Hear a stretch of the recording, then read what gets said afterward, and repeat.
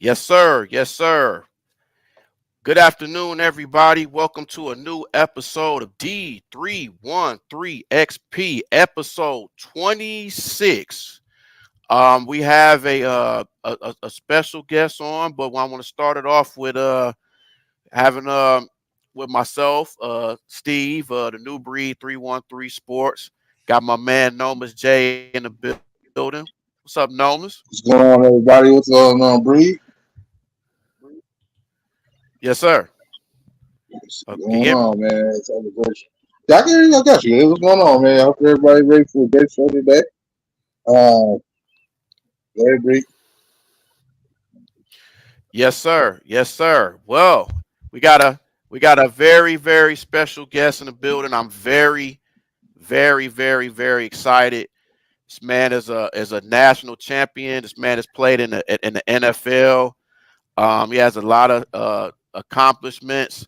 He has his own podcast, and I just want to give a special welcome to Michigan legend, national champion, Mr. Chris Howard in the building. How you doing, Mr. Chris Howard? I'm doing good, man. I'm doing good, man. But I don't know about legend, man. I'm sure when your audience hear legend, they're gonna be like, man, they got Tyrone Wheatley on there. They got Tim Young. Nah, yeah, Nah, Chris nah, Howard.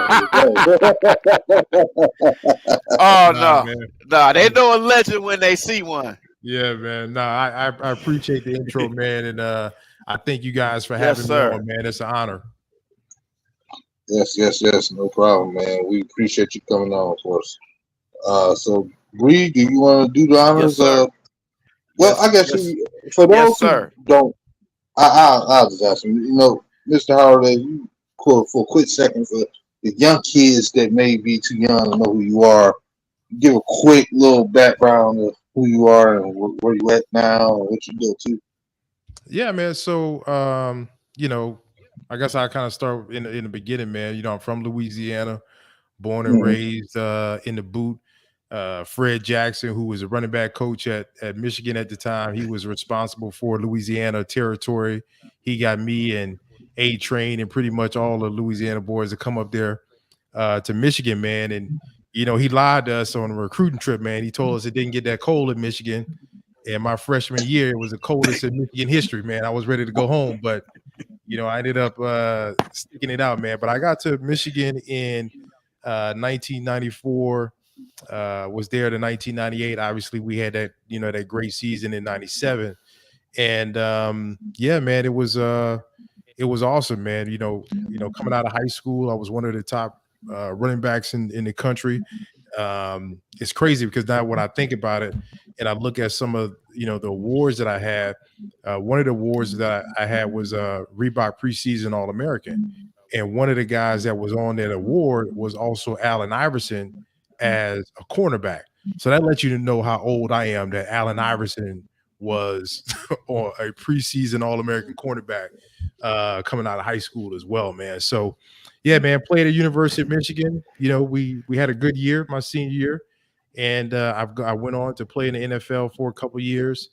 Retired early, just kind of burnt out, injuries, and transitioned into doing public relations. Worked in entertainment finance for a little bit. Got bit by the producer bug and wanted to work in television.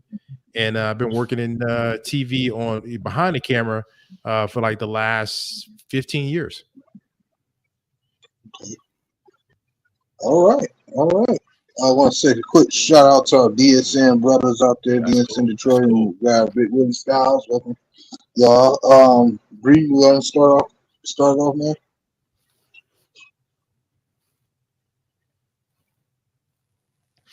Bree? Absolutely. So one thing. Oh, can you hear me? Okay. Yeah, we here. So I wanted to start. One thing I wanted to start off with is like how was like Mr. How was your time like being going to Michigan and then going to the NFL? Like how much of a transition is that from Michigan to the NFL? Well, first, man, y'all going to call me Chris. Y'all going to call me Mr. Howard. I ain't that old. Nah, All but right. the Just a level of respect. That's how I do I, it. I appreciate it, man. But y'all aging me, man. Y'all aging me, man. Like y'all got y'all granddaddy on here or something. Hey, Oh no. Nah, man, I appreciate it. Yeah, man. So the transition from the NFL or from college to NFL is just like, high school to college. I tell people all the time, there's a lot of great high school players who end up being average college players. There's a lot of great college players who end up being average NFL players, and some of them don't even make it to the NFL. So that lets you know how big of a transition it is, because you're talking about thousands of athletes, right? Thousands of athletes that, each team in college probably has 85 kids on the roster. Each NFL team only has 53 guys, or probably around 60 guys, including practice squad guys, on a roster. So the further you get up the ladder, the less people that there are. And the other thing that I learned in NFL was, because I felt like the NFL was like, maybe it's comprised of all these kids that come from like these big schools. And that wasn't the case either. Like, a lot of guys that I played with in Jacksonville was like from South Alabama State and all these other schools that I'd never heard of. And you realize that they're just as talented. And you're thinking to yourself, like, oh, I went to Michigan, I should be better than these guys, because that's not the case. There's a lot of reasons why some guys probably didn't go D1. It just because, they may have been from a small city, may not have had the grades, so they had to go the JUCO route. But when you get to the NFL, man, it's the top tier of athletes in the world that make it to that level. So when I got to the NFL, man, I learned real quickly that I was like, yo, this is different. Everybody's big, everybody's strong, everybody's fast. You're playing against grown ass men who have bills, who have kids, So it's a different level than when you're playing against other teenagers. When you get to the NFL, you're playing against men who have responsibilities, and it's different, man. It takes some adjustment, but once you make that adjustment, you realize you will adapt. The game slows down, and you start to kind of find your way in. But there definitely is a transition where you have to have the right mindset. I think a lot of times guys get complacent because they were the man in college, and they think they're going to make that transition easily when they get to the NFL. And it's not. It's like you're having to start all over again, right? It's like when you're the man in high school, you get to college, you just a snot-nosed freshman that don't know shit. You know what I mean? You're a senior in college, you're the man. right. But when you get to the NFL, you're a snot-nosed rookie who don't know shit. And so you're always having to relearn and Exactly. grow into your position and grow into that next level. Oh, yeah. Absolutely. Oh man. Absolutely. Man. So I guess I'll go ahead now. We go up there. Oh, go ahead, Bree. Oh no, go ahead, Gnomes. Oh, okay. Well, I was going to ask him, if we wanted to get into it and get into the gears while we is talking about Michigan. Obviously, there's a lot of news going on in college football right now, with specifically involving the University of Michigan, and the allegations with these whole the signs, and you got Jim Harbaugh with the whole cheeseburger thing. Oh man, it's just a big mess. And then I'm here in Ohio. I'm sorry, that school in Columbus. We don't call them by their usual name over here. Yeah. We call them the school in Columbus. That scenario, and not even that. You with MSU, you had the scenario over there with the head coach now, former head coach situation. So, what's your opinion about this whole thing with Michigan and the sign stuff? And if you think it's some foul work going on behind the scenes, or was it you seen anything similar back in your time? Or just like, who give us your opinion on that? Well, back when I played, I think it was. I mean, we didn't have everything that they have today, right? Like the type of technology that they have today is much different than what we had back then, right? Like probably our guys, you know, were sitting in the press box with binoculars, you know what I mean, trying to figure out what guys are calling. But I never knew of sign stealing until recently. I think you kind of know that it happens because it's so. I mean, why at a certain level, I should say, because why wouldn't you try to use that as a competitive advantage? If I see a dude's on the sideline and I'm an offense coordinator and I see him holding up a burger sign, right, and I see guys on his team make adjustments when he holds up that burger sign, of course I'm going to make a mental note of that and write that down or go back and watch footage and see and try to game plan around that. But I think that happens within the context of the game, right? That happens within the game. I think what Michigan is being accused of, it goes beyond that, right? It's when you're sending people to other opposing team stadiums, which is clearly against the rules. That goes beyond the pale of what happens within the stadium during your game against that team. So, you know, for me, man, I try not to be a hypocrite because I know if the shoe was on the other foot, if this was Ohio State being, this report came out against Ohio State and it was the shoes on the other foot, I know Michigan fans would be like, see, we told you they're cheating, they're cheaters, they're cheaters. So I don't want to be that type of person. I don't want to be a hypocrite and act like I'm on my high moral horse over here, right? So I will say this, you know, you have to let the investigation play out. You have to find out where the buck stops. You have to find out who knew what, who was all involved, and then you go from there. Now, what the NCAA will do, what the Big Ten will do, I have no earthly idea. They may do nothing, but I don't think it's going to impact this season. I don't think anything is going to happen this season. It's probably going to happen. Whatever's going to happen is going to happen, you know, 1 year, 2 years down the road. But as of right now, you know, we just know everything that's being trickled out, little information here, little information there. This kid, Colin, whatever the hell his name, Stallions, whatever, sounds kind of like he was more of like a super fan who got embedded into University of Michigan and decided to put together this elaborate sign stealing operation. And now Michigan is in hot water. So I think you got to let the investigation play out and then let the chips, you know, fall as they may. Because at the end of the day, man, if you did something illegal, then there's going to be consequences. No matter the school, no matter the coach, no matter the situation, there are going to be consequences. And there should be consequences, right? Because we want to have the game to be, we want the game to be fair. We want the game to still have its integrity. And also we want to make sure that we're keeping the kids safe as well. Absolutely. And that's the big thing, is just keeping these kids safe and just whatever happened, you know, hopefully that's not, you know, all that is false and everything can just go back to normal at Michigan. And hopefully it was just some guy that just, you know, that was hating and just coming up with things to try to tarnish Michigan. Because that's what it seems like. Yeah. And hopefully they can do something like that. Right. Yeah. I mean, listen, I think at the end of the day, the truth will come out. And right now, I think we're all doing a lot of speculating, right? We're all trying to put pieces together when we don't have all the pieces to the puzzle yet.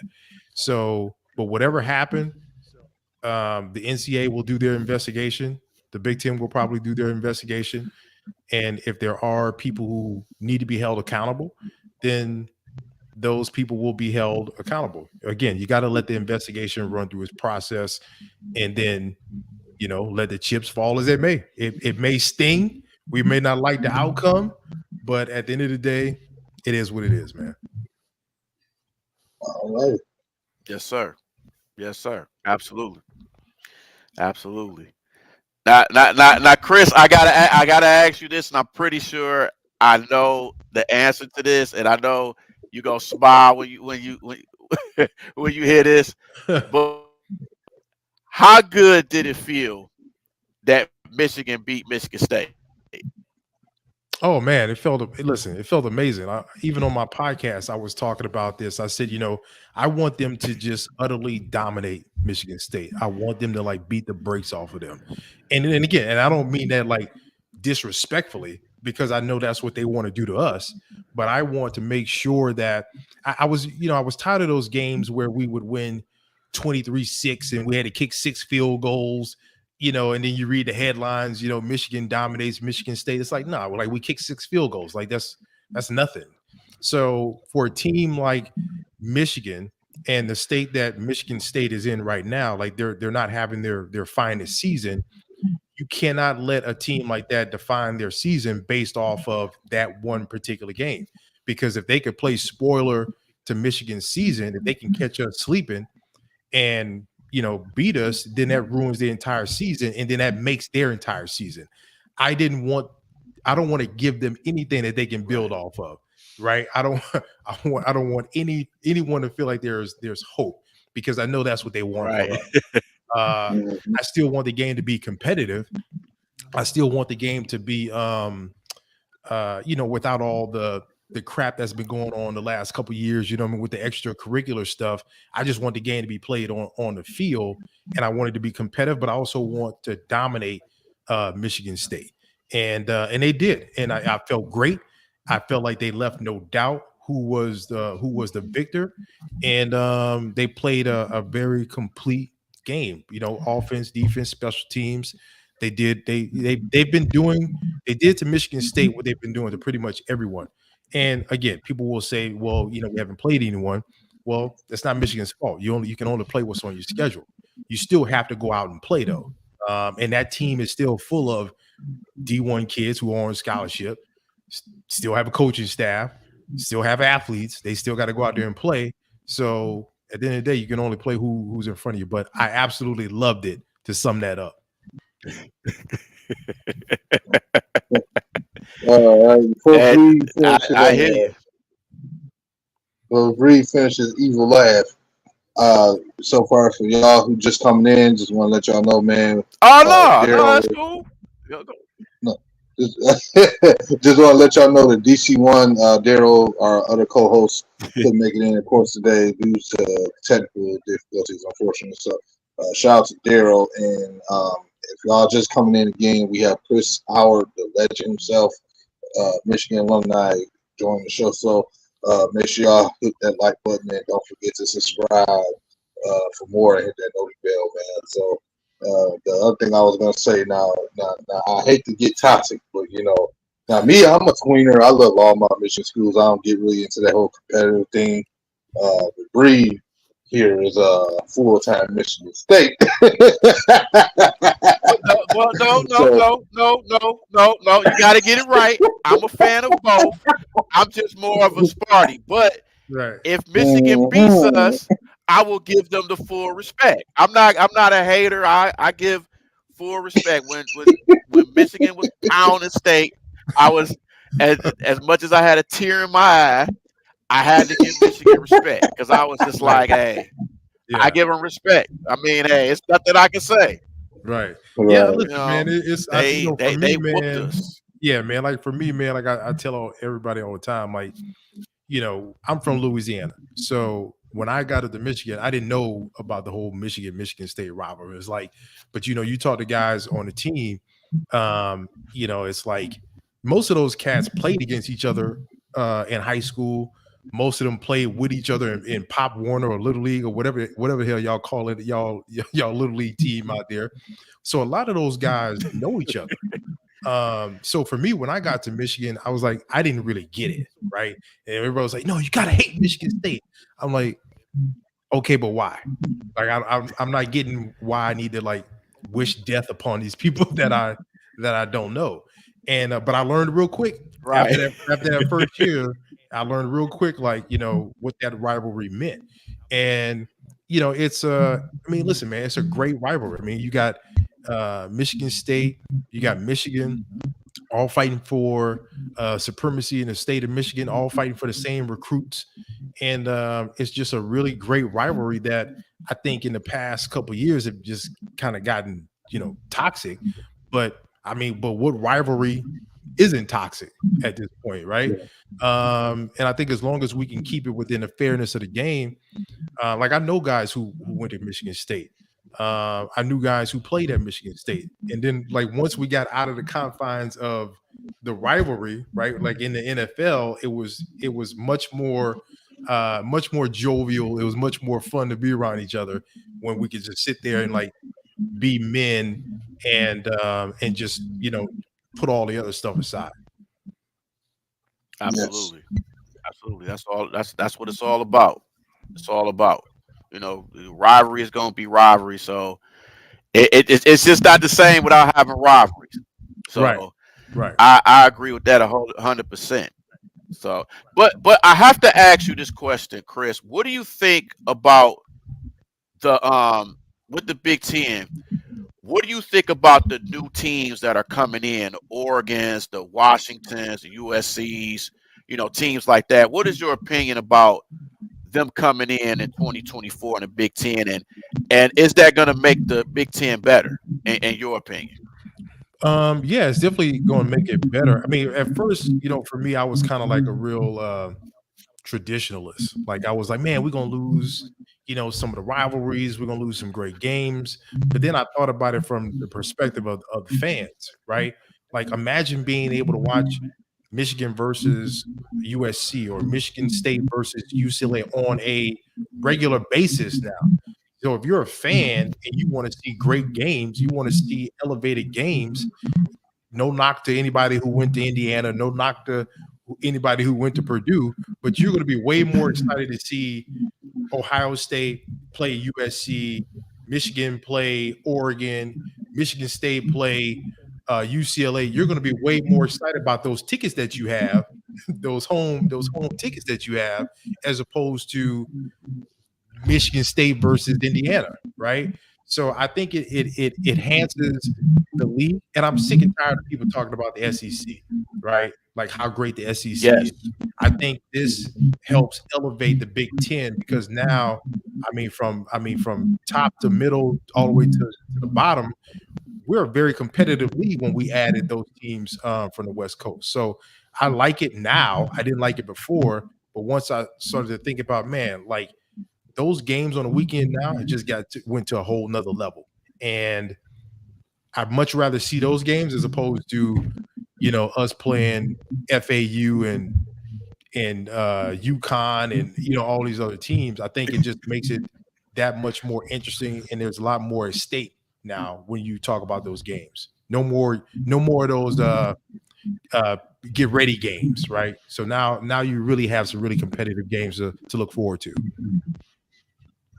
Yes, sir. Yes, sir. So the thing is too, like before we switch off and for a few minutes to talk about the Lions, I did want to say this. How does that process? Because one thing about Michigan, like you said earlier, you have to play what's in front of you. Now, to me, I'm personally like this. I love competition. Like for example, like the Lions who we'll talk about in a second. I hated the fact that Aaron Rodgers got traded out of Green Bay. I wanted to keep him here and let's beat him again. But the thing about Michigan gets a lot of scrutiny because they do have a very neighborhood friendly little league schedule. They start off the year, Bowling Green, Hawaii's and stuff like that. Is that more defined? Like to me, is that more defined because of the scenario involving? Like, who's in charge of the scheduling? Like, why do you think that Michigan gets those kind of teams and maybe other teams may start off a little bit harder? Like, is that Michigan choosing the competition, or is it just being directed to them? Like, what's your information you really know about how the scheduling works? Because it's just, I just need to get the information for that. Well, a lot of the scheduling is set almost like 3 and 4 years in advance, right? So you don't really know that, hey, in 4 years I'm going to be really good, so let me schedule these cupcake teams on my schedule, right? I mean, Michigan at present day could have looked like Michigan in 2020, which was an awful team. You know what I mean? So those schedules are planned out way way in advance. Now, part of that is, financially motivated. And then part of that is motivated by, hey, who can we get on the schedule, that's going to make it a little bit easier. But nowadays that actually hurts you because of the college football playoff committee, because now they're judging you based on strength of schedule, based on your opponent's wins and losses. So if you schedule cupcake teams and somebody else has, let's say if it's between you and Oklahoma who gets in, right? They may put Oklahoma in over you because your schedule is weak. So now it's not in your best interest to schedule those cupcake teams, which I think makes sense. And I think it's going to keep more schools accountable so that they're not just, padding their stats, padding their schedule. But to answer your question, again, I think it's financially motivated, and then I also think it's motivated to, well, what's the easier path to us to get to our ultimate goal. But I also say this: I think for Michigan, considering what Michigan had a lot of injuries at the beginning of the season, a lot of their defensive starters didn't play. It's probably good that they had those cupcake games set up, because if they had to play in Oregon right off the top with missing half their secondary, that game might have looked like Oregon versus Colorado. You know what I mean? So sometimes it works in your benefit because it gives you time to catch up, right? Work all the cobwebs out, work on your offense, your defense, get everything up to speed. And then sometimes it comes back to bite you in the ass when it's time to go in front of the college football playoff committee when they're trying to judge you based on your schedule. Right. So great response and answer to that. I appreciate that. But for a second, want to welcome in our brother co-host who I thought we lost today. So my spirit is doing much better. Another Michigan State fan, full timer. My brother D313XP. What's up, fellas, man? What's up?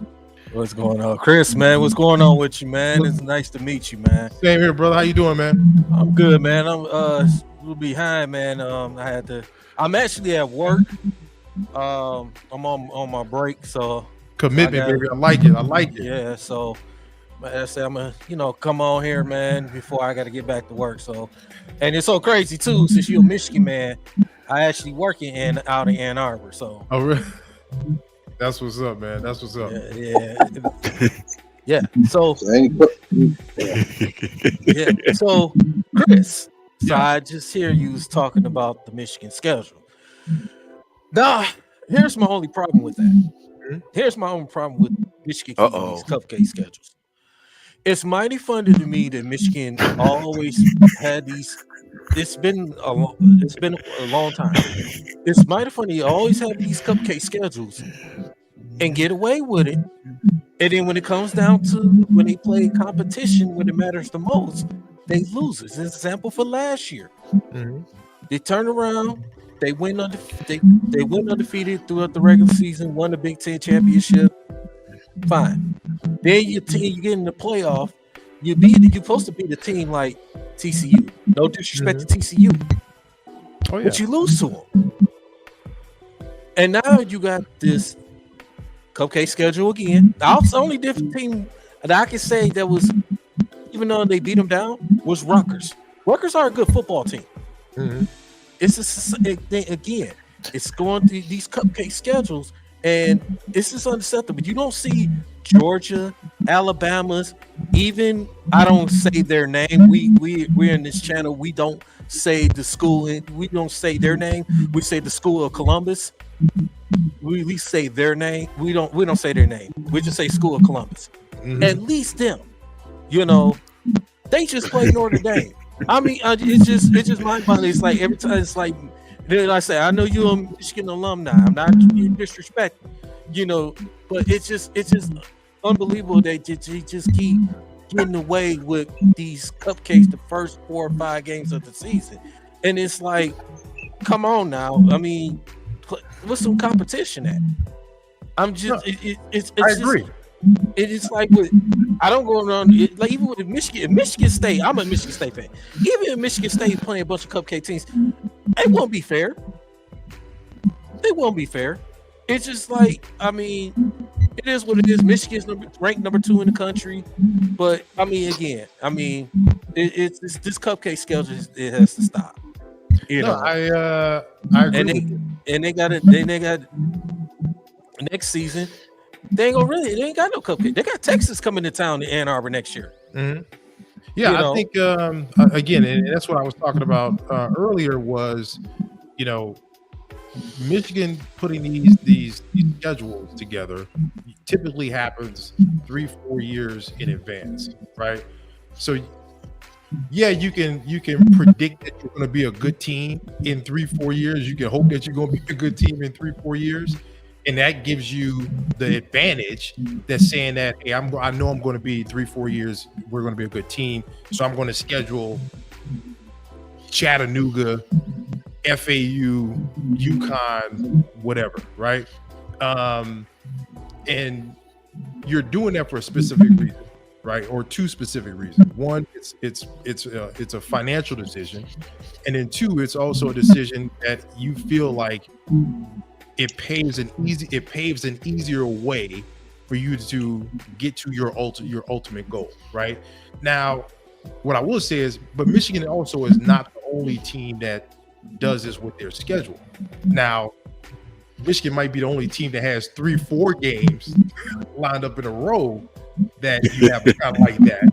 But then you have Georgia, who in the middle of the season may play FAU, or Alabama may play after their 3rd, 4th game may play Chattanooga. But I think the problem is how many of those games you have stacked back to back. And then, let's be honest, the Big Ten has not been a strong conference, right? It's really been Penn State, Ohio State, Michigan State had their run for a number of years. And in Michigan, everybody else has been kind of trash, right? If I'm being honest. Whereas in the SEC, I mean, it's murderer's row every week, right? Whether it's Florida playing Tennessee playing Georgia, Bama playing Kentucky, whoever it is, it's a very competitive league. Our league, not so much. Right, unless someone slips up and loses to Purdue, right? Like Ohio State did a couple years ago. We're just not a very strong league from top to bottom like the SEC is. Now, moving forward, we're not going to have that issue because you got Texas, you got USC, you got Oregon coming in. A couple of the other schools that are coming into the big. So those days of the cupcake schedule, I think, is going to come to an end because of the college football playoff implications. You're not going to be able to get away with that like you were in the past. So I agree with you, man. They can't get away with it anymore. Right. Absolutely. It's just mind boggles me, like you said, at least with the Alabama, Georgia, we in Clemson's, you're gonna play one of those cupcake teams. But at least it's like I said, Michigan's the only team that is stacked the first 4 games. It seems like every year, and it's ridiculous. And like, when you're gonna play some competition, Yeah, listen, I agree. I think most Michigan fans, listen, as great as it is to be undefeated, I don't think anyone is under the illusion of they haven't played anybody.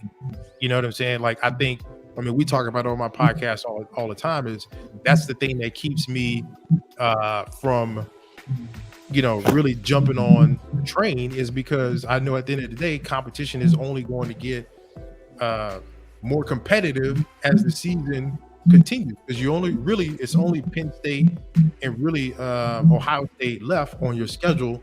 That's any teams that's really worth it, right? More than likely, if you get past those 2 teams, I mean, I hate to say it, but you might be playing Iowa again for the Big Ten championship, which is crazy. So I think the rest of the league also has to step it up all through. And then I think we have to do something with Michigan State, Penn State, all of us being on the same side. I think something has to happen with that, us all being in the same conference, because the West just isn't. It ain't holding it up. Well, what they're actually going to do is next season is not going to be divisions. Yeah, that's right. It's not going to be divisions since Oregon, Washington, and UCLA, USC coming. Mm-hmm. They're not going to be divisions, but there are still going to keep the matchups, the big rivalry matchups like the Michigan State, right? The Michigan against the school of Columbus, the other ones, like Oregon, all them. You're still gonna have those lot matchups. You're still gonna have those, but I think they're gonna maybe down the line they're gonna work on divisions, breaking that back. But as of night, they taking the divisions out and just like, hey, which I like what the Big Ten has did as far as the scheduling. At least you go, like, say if Michigan has to go out, fly out to Oregon, right?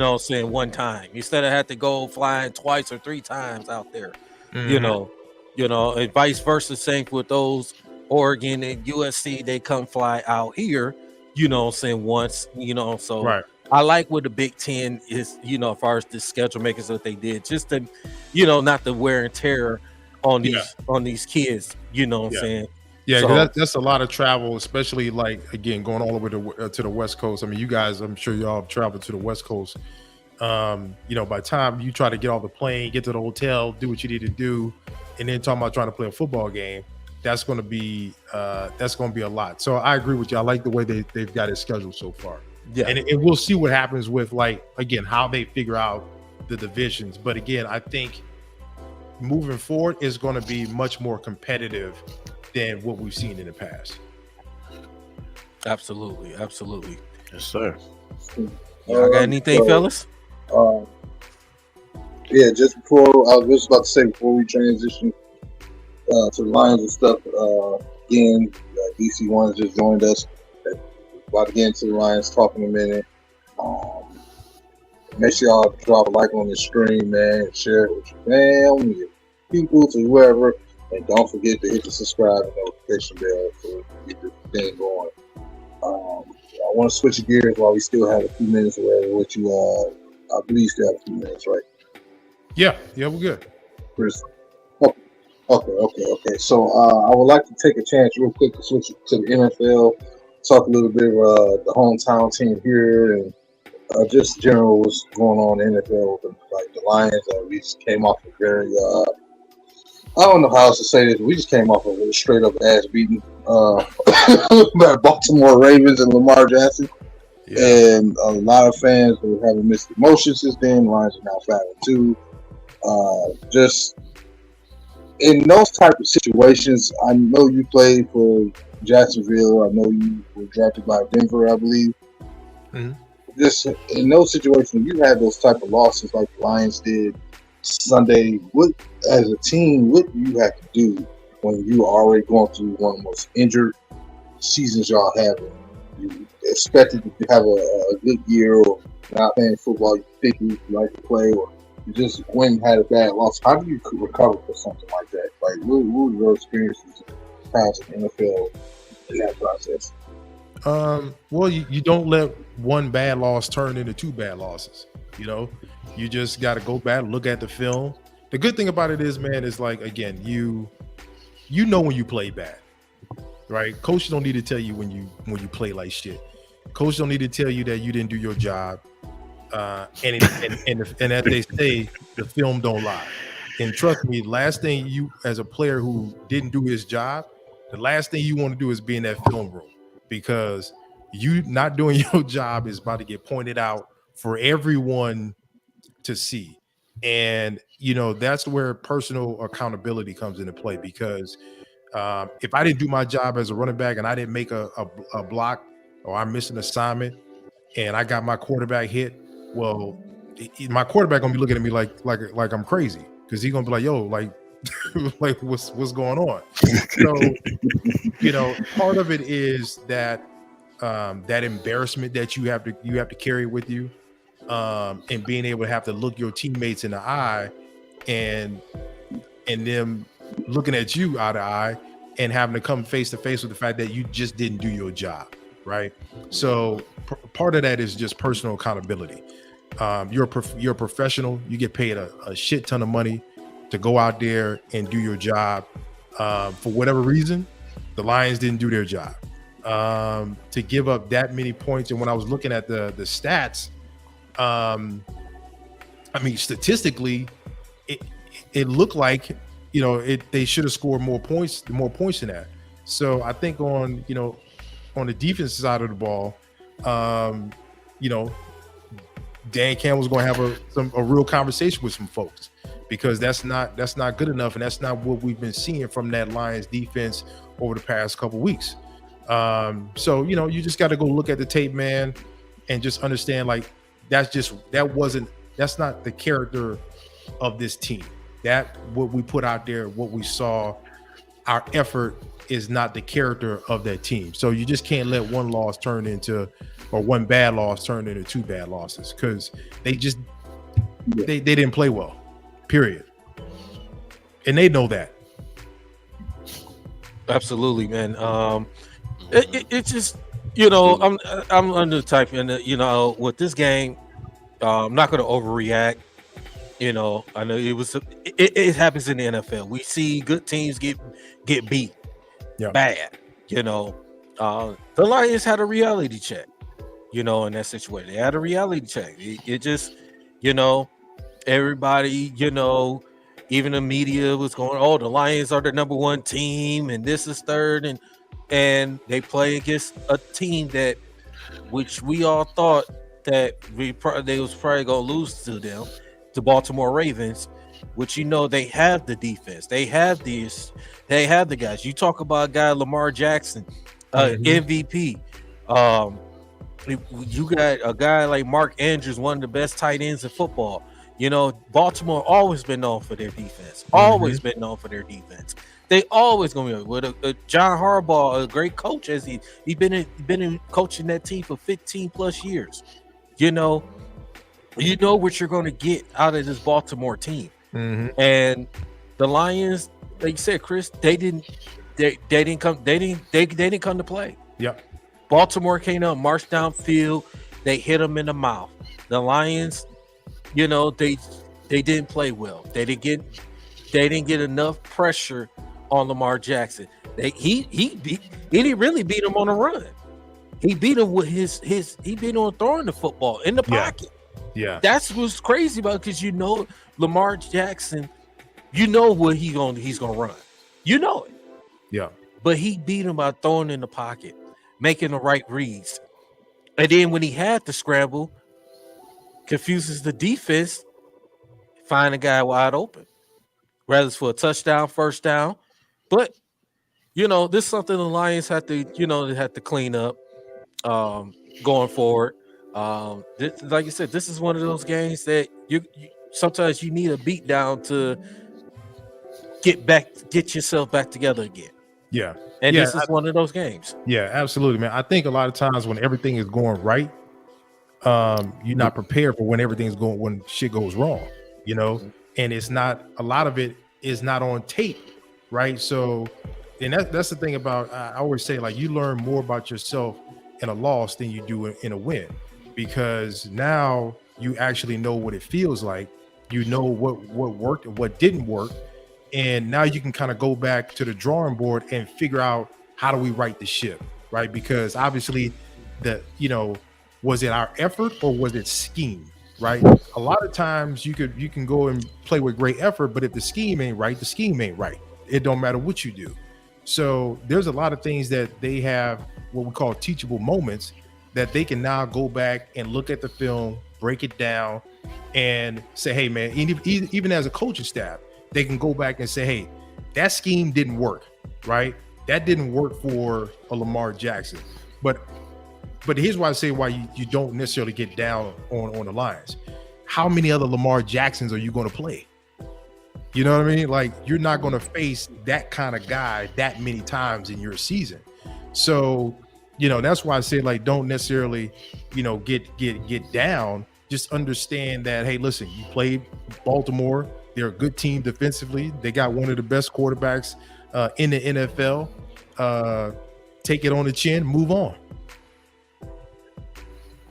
Absolutely.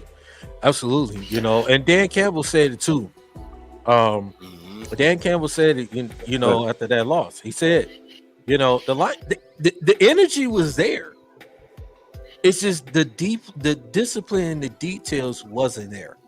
And he is absolutely right. Yeah. The details and discipline was not there, especially on the defensive side. Yeah. And it made the offense, and the offense was struggling. The offense got out there, they were struggling for the majority of the game, and credit to Baltimore's defense. You know, they're one of the best defenses in the league. So Lions, you know, like I said, not going to overreact this loss. This is only their second loss of the season. You know, they got the Raiders coming up, which they're a suspect team anyway. The Raiders, you know, like Dan Campbell made a point earlier that I was reading about. He said that about the Raiders, about Max Crosby, one of the best pass rushers in the game that, you know, that the Lions gonna have to face. So I'm quite sure Dan Campbell and that coaching staff is getting prepared and ready for this game. Look past what happened at Baltimore. You know, that was their loss. They look, you know what I'm saying, just move forward. You learn from it, move on. Yeah. Bree, no? Oh no, I agree. Listen, a week ago on my podcast, we were talking about the Lions potentially being the best team in the NFL. So you don't just lose all that you built up. You know what I mean? I like, again, you're not as good as your best win, and you're not as bad as your worst loss. You're more like somewhere in between with the ability to make adjustments. You know what I mean? So again, when you do things that are uncharacteristic, especially of a Dan Campbell defense, when you do things that are uncharacteristically that you typically do not do, you almost have to look at that like it's a one-off, right? And look at the film, go back, make adjustments, and then go back to, because they got the guys. You just got to go back, like he said. You know, it was a details situation where, hey man, you got to have eye discipline. You got to stay on your keys. So they'll make the changes. And again, I still think Lions is still one of the best teams in the NFL. Yeah, I agree. Because the people got to understand, Right. Lamar Jackson is a cheat code. He makes a lot of defense look bad. Like I've always said this, like, Lamar Jackson is this generation's Michael Vick. Mm-hmm. Yeah, absolutely. It's just scary what this guy does, and the thing with Baltimore, they play in a physical division. You know, when you have Cleveland and Pittsburgh and Cincinnati, which there are a lot of physical teams, especially Cleveland and Pittsburgh. They're known for being real physical teams, and that's what embodies the Ravens. They've been like that, you know, for years, ever since the Ray Lewis days. Yeah, they've always been that physical team, and they've had a physical runner. So they've always been that way. So I think a lot of fans, they get uptight about every time the Lions lose, and they say, "Oh man, they lost, and they suck," and all that. I'm like, they're still the second best team in NFC. Right. Like if I could take a loss like that and still be the second best in NFC, I'll take that any day. Right. You know, it's a lot of times like these, you know, the experts that say, "Oh, it's just the loss." You know, guys like Stephen A. Smith and everybody like, "Oh, their flaws are in there. They're not that good," and you know, just after one loss. But then they don't say the same thing when the Eagles or the 49ers lose. They just lose. But when the Lions lose, it's they you know, same old Lions and everything. So we as like diehard fans, we get tired of hearing things like that because we know it's not the same old Lions. Yeah, it's just not. Yeah, well, that's why you wear the Detroit versus everybody shirt, right? Because Yes, everybody sir. don't have to believe in you as long as you believe in it, right? Like Dion said, your perception of me is not the perception I have of myself. And for the Lions, I think I think fans get down because your hopes get up high, right? And especially when you start off the way they started off, you get excited. You're like, yo, is this our year? And so when you have that first loss, especially when you lose like that, it can be like, okay, same old thing. Here we go again. Got my hopes up high, and then it kind of brings you down. But I think you have to recognize the key components that you have are different than what you had in the past. The thing that you had in the past, I say the same thing about Michigan. As a Michigan fan, I'm always waiting for the other shoe to drop. I never believe in how good we are, because I played on teams that went 7-0, 8-0, or 9-0, and then we dropped the ball against Northwestern, and then we end the season 8-4. You know what I mean? So as a Michigan fan, I kind of have PTSD because I'm used to us messing it up at the end, right? And doing something that we haven't done all season, and we play like crap, and we lose to TCU. So I understand where Lions fans are coming from, because I kind of suffer from the same thing. But just like for me, I had to realize that this is a different Michigan team. Lions fans have to realize that this is a different Lions team under different leadership. Yes, sir. Absolutely. Yes, Nomis, got anything to add? So, no, what I was going to say is, the Lions. Look, you knew coming into this year that we were the new team coming up. So we were up and coming. They were trying to find their identity last year and show the world that they can be the team. That's what they did. This is the year to take the next step, and I think we have done that. And this does not define us not taking our division. There are not too many teams that are going to face this bit like the Ravens, hands down. And as long as you don't get caught, in your own hype again, and you don't get caught, off the rails and not being laser focused, staying on the job, you should be able to win these games, and that includes even your divisional rivals. And the health thing has been hurting us a lot.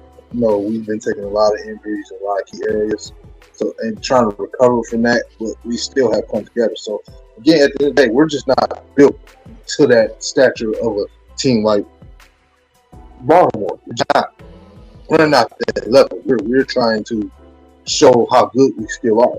That's a team that's trying to prove they can get to the Super Bowl, and we're trying to prove that we can win our division. I mean, we're just on two different levels right now, and I do feel like, a lot of fans say they'll panic and say you got to go. They got to go get Patrick Surtain. First of all, Denver's not about to give him up. You got Brian Burns and all these names. These teams are not trying to give them up right now, because they want to deal with these guys in the next couple years. So, and I'm not giving up a first round pick just to go get them because you're frantic. Now, I do at the same time believe it's like you have to make a trade, because now once you have that measuring tool, once you learn and see what level you are, you have to focus on what's in front of you, which is the Raiders. But at the same time, back in your mind, you got to know, if we're expected to go to a certain level, we got to be ready when we get to that level. So, we can't control what happens in January while it's still in October. You got to wait till January to deal with what's going to happen in January.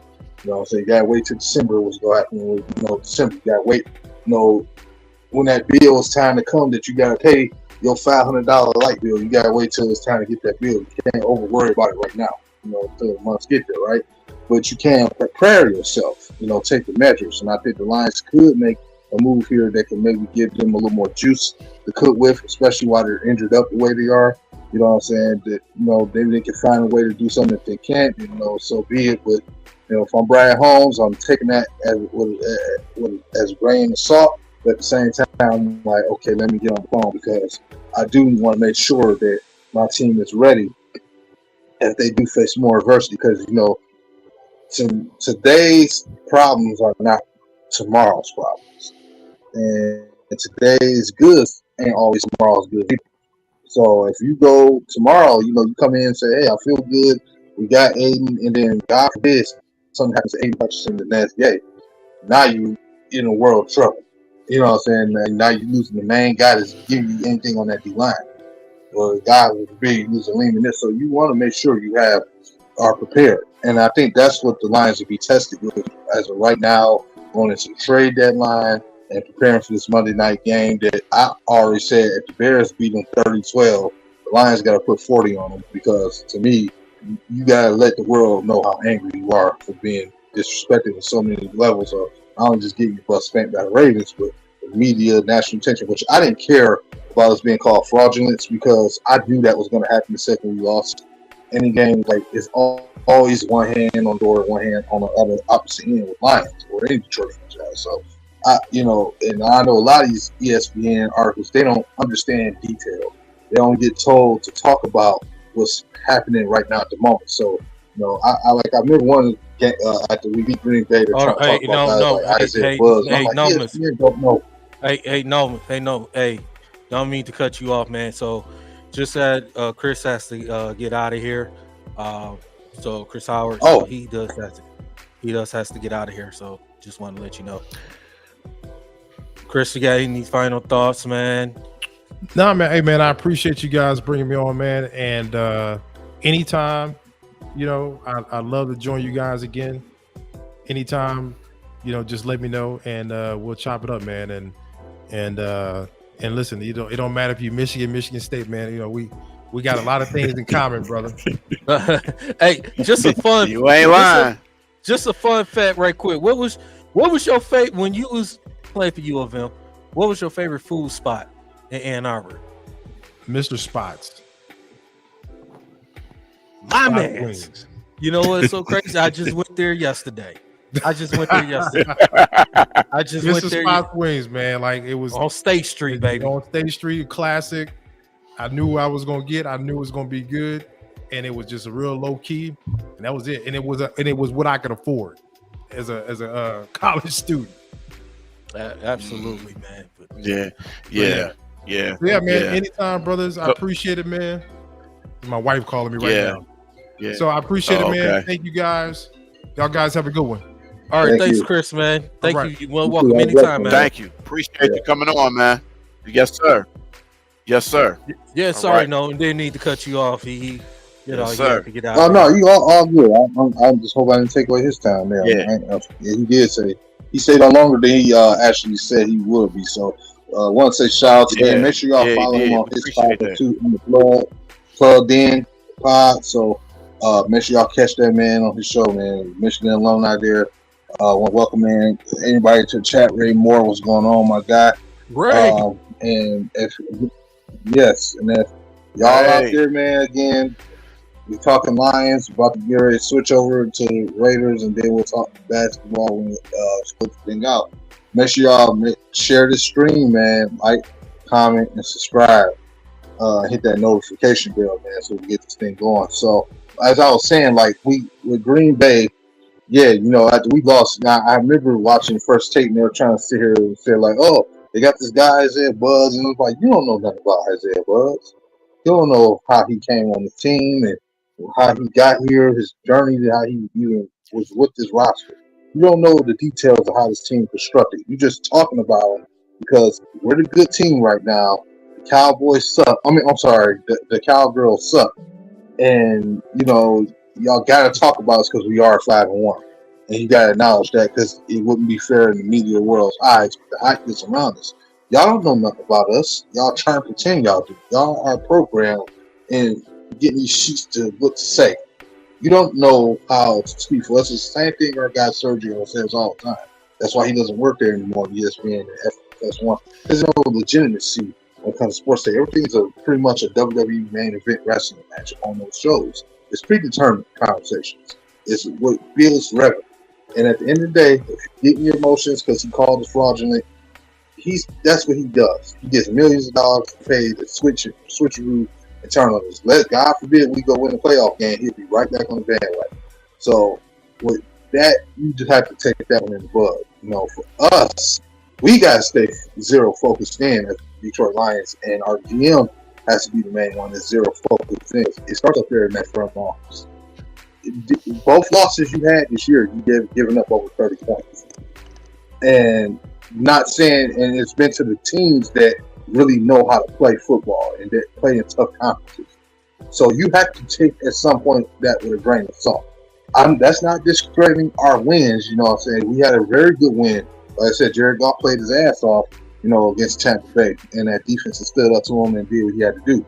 But you forced him to throw about 50-some passes this past game to an even crazier defense on the road while just coming off a road trip, and that wasn't fair to him.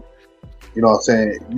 The Lions have to get the fundamentals, and they have to get back to basics every time. They have to reset what they do in order to keep themselves afloat. You know, you have to come in these games knowing who's going to be your bell cow at running back. You have to come in this game knowing who's going to be your starter at the D line and wherever at your own line. You have to know who you can trust out there. If you drafted Jahmyr Gibbs, if you tell me Craig Reynolds is on the team, if you tell me a DJ Azebo, whatever his name is, one of those guys got to be the bell cow. You got to trust one of those guys. I know that's a little bit somewhat unfair to Jahmyr Gibbs to ask him to come off injury and literally come in and play one of the best defenses in the league off the very, rip, coming off that hamstring injury, whatever that was that he was out. But then, there's going to be a side that says, well, hey, he's tough in the draft. And I feel that because, like I said before, your run game should not live and die by David Montgomery. Not with this offensive line. But I just think they got smacked in the mouth. And like you said, they got blew out. When you beating up on teams, there's always going to be somebody bigger and better than you. And at the end of the day, we're on two different wavelengths. They play in a rough conference, and they're trying to prove that they can get to a Super Bowl or stay in the playoffs. We trying to prove that we can win our division. And that's just where we are. And that's an experienced coaching staff versus a real young one that's still coming up and coming. And that's just the bottom line to it. Like I said to y'all a few weeks ago, this coaching staff is better than they were 2 years ago. Jared Goff is a better quarterback than he was 2 years ago. This offense is better offensive system than it was 2 years ago. Ben Johnson is better than he was 2 years ago. Aaron Glenn, the guy that people still trying to blame and want to fire him for every stupid reason. I got people still making excuses about software when your defensive line is not getting enough pressure because they don't have enough premium talent that can contest a good offensive line. It's Aiden Hutchinson and the three steppers out there. So to fire Aaron Glenn is just pointless. He's a better coordinator than he was 2 years ago. What that tells me is that we need to get more premium talent over this between this trade deadline and just these next couple of years as we're building as a team. That's what that loss tells you. And at the end of the day, it's time to get re-locked in. You got one more game to your bye week. And we got to focus on destroying Las Vegas when they come into town. We got to make them regret coming into Ford Field. We got to show how mad we are. We got to take all our emotions out on them. You know what I'm saying? And that's just what you do. That's why I say you have to destroy Las Vegas because, you got to make a statement. Like, no, we ain't no fraudulent team like y'all think we are.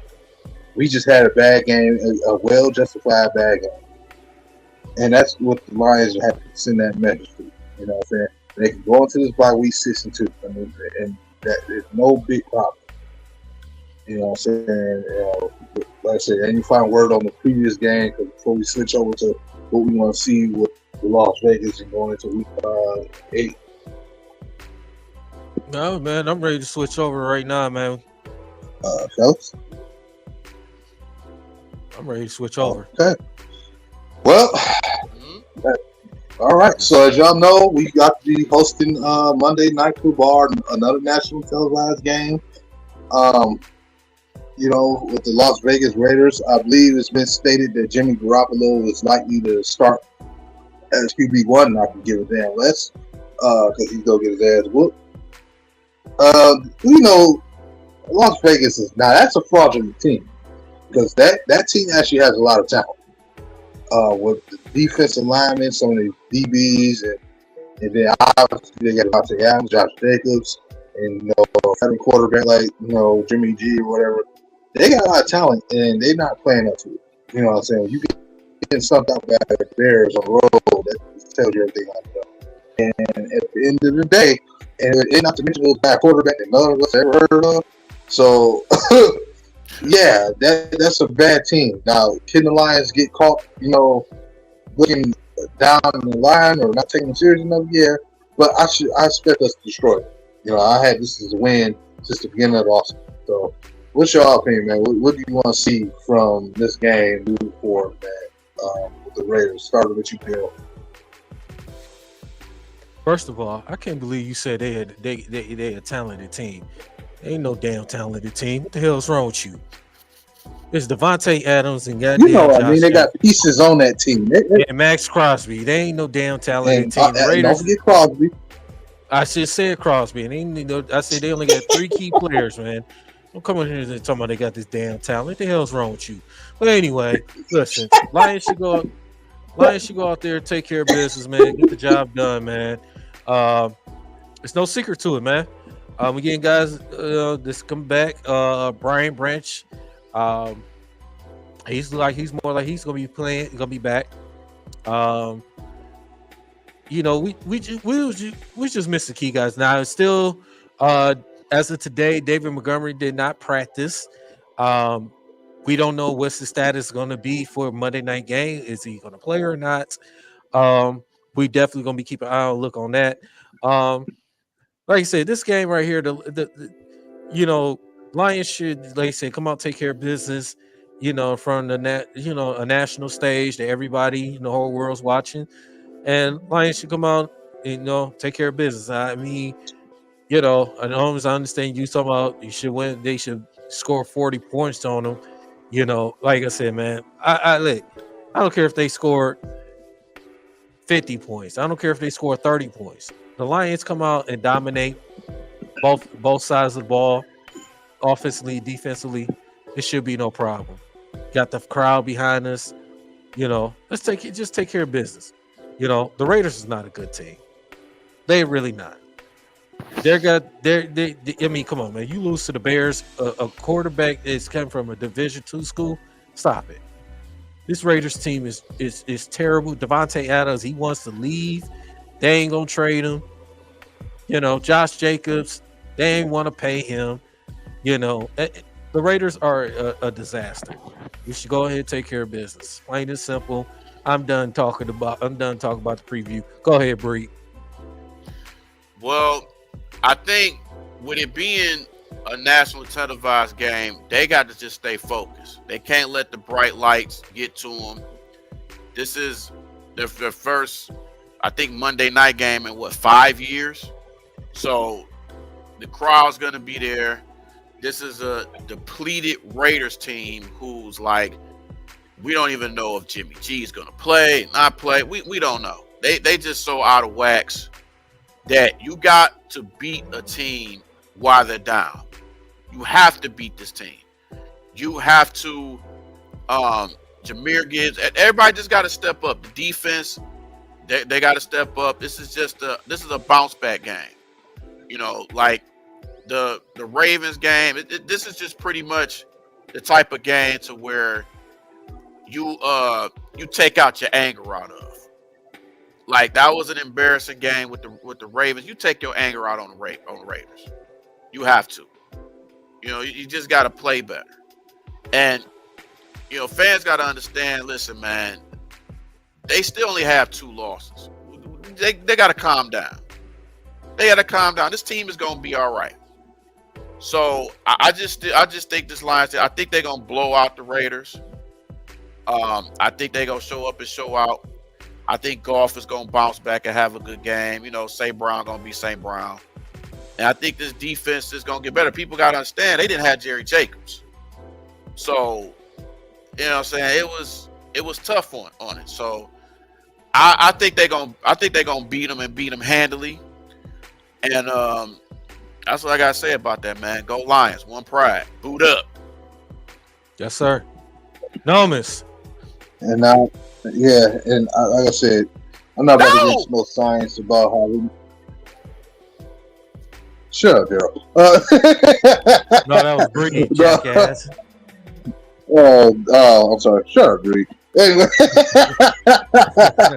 Yeah. I ain't about to get into no science Thomas about J this gotta game, go man. We know back what we up. gotta do.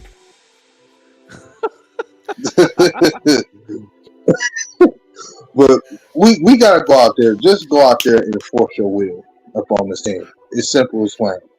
And you got play with some anger. You get when you down and everybody kicks you while you was down. The best way to respond is the next person to try you is to beat their ass, and that's just how you do. You don't get you let yourself dwell and feel sorry for yourself. You go in there, you come together, and you go and beat somebody's ass. That's what you do. The next person to try you, you get back to the gym and you go out there and work out. And you remember your job and you leave. And that's how the Lions got to be. You know what I'm saying? We know what the Raiders go try to do. We know they go turnovers. We know if you play sloppy, you'll make them look better than they actually are, which is bad. Because that means you're pretty much Green Bay Packers. So you don't want to be like that. So just go in there, man, play physical like you've been doing. Treat this the same way you did Tampa Bay, the same way you did Atlanta, the same way you did Carolina. You have to go in there and attack. You know what I'm saying? Let them know why you ain't going to come to Ford Field and do all this cute stuff. We not for that. We upset. We mad. We just had a smudge on our season that we don't like and a bad taste in our mouth. So we got to take it out on somebody. And that's all it is. The Raiders are just a footnote. It's up to the Lions if they want to destroy it. This is literally the Lions game to lose. It's not, it could come down anyway. No, this is literally the Lions game to lose. And that's just where I'm at. With that being said, y'all, I think we all pretty much got our final thoughts in for this preview. We know what we got to do. Let's go switch to the main event of this show because we got some stuff to talk about. We got to talk about it. Again, as we switching over, I ask y'all again, man, get them like up, share the stream, subscribe to our YouTube channel, man. Tell a friend, because baby, Detroit basketball is officially back. And I know we started off the season with a loss, but this is the one time I could say a loss felt like a win. You know what, Breed? I'm gonna let you go ahead and start this one first, man. What was your viewpoint of yesterday's game one on the road against the Eastern Conference champions, the Miami Heat? What was your take from that game, brother? Hold on, right quick, Bree. Before that, Nomus, where is the damn cheeses in Modelo? Are you getting it ready? Because you man, listen, I got a Modelo, but I forgot to put it in the fridge, and so it's hot, and I'm not about to drink that. And I just haven't had a chance to bag the cheeses. Okay. Why are you not showing the key? Get your face on the camera, man. I know. I was taking care of something. Thank you very much. Okay. Go ahead, Bree. Man, I tell you, started off slow, turnovers and everything, but the way it ended, I'm still proud of this team, man. Listen, we got a rising star in Cade Cunningham. That boy Cade is a bad boy. He bad. And for them to come out and come back from 19 down with 8 minutes to let go and to have a lead, but unfortunately Miami, closed it out. I think the last I don't think any team scored the last a minute 30. But Cade is that dude. We got a good man. I think we got a good squad. Their defense got better, man. This game, it you can see the leaps and bounds in their defense. This is a defense that they played better this game than they did all preseason. So for you to hold a team and then you almost beat the Eastern Conference champions, even without 3 players who were injured, and still to almost do this, man, it's incredible. You know what I'm saying? And I love the lineups. Love Killian starting at point guard. I think having Ivy on the bench, I think is going to be good for him.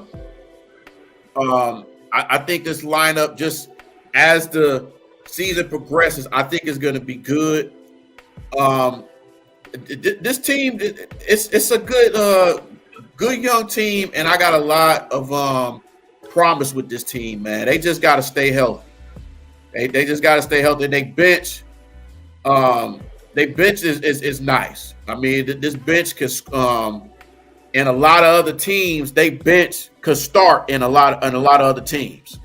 So we got the luxury to have a deep squad, and this Miami game is just going to be, you know, a stepping stone of what's in store for the rest of the season and what's in the future. And Asar, up and coming, Killian. You can see the more confidence in Killian starting. You don't see him with his head down. He's actually has confidence. So I just love it, man. I love it, and I'm looking forward to seeing this team, man. It's gonna be an exciting season, you know. But we just gonna see how it is. The big key is just them staying healthy. That's the big thing. Absolutely. I'm gonna go ahead and go next. Daryl, I need you to go before me. Yeah, I'm gonna go ahead. And I gotta say this real quick. Kane! Yes, sir. I'm gonna go ahead right quick, man, before I get out of here. This is, you know, I like the lineups that Monty Williams did. I'm not saying it's gonna be a guarantee. It's a guaranteed starting line. He's gonna run. Daryl, just a second, Daryl. Y'all hold the show for a second. I'm gonna be that.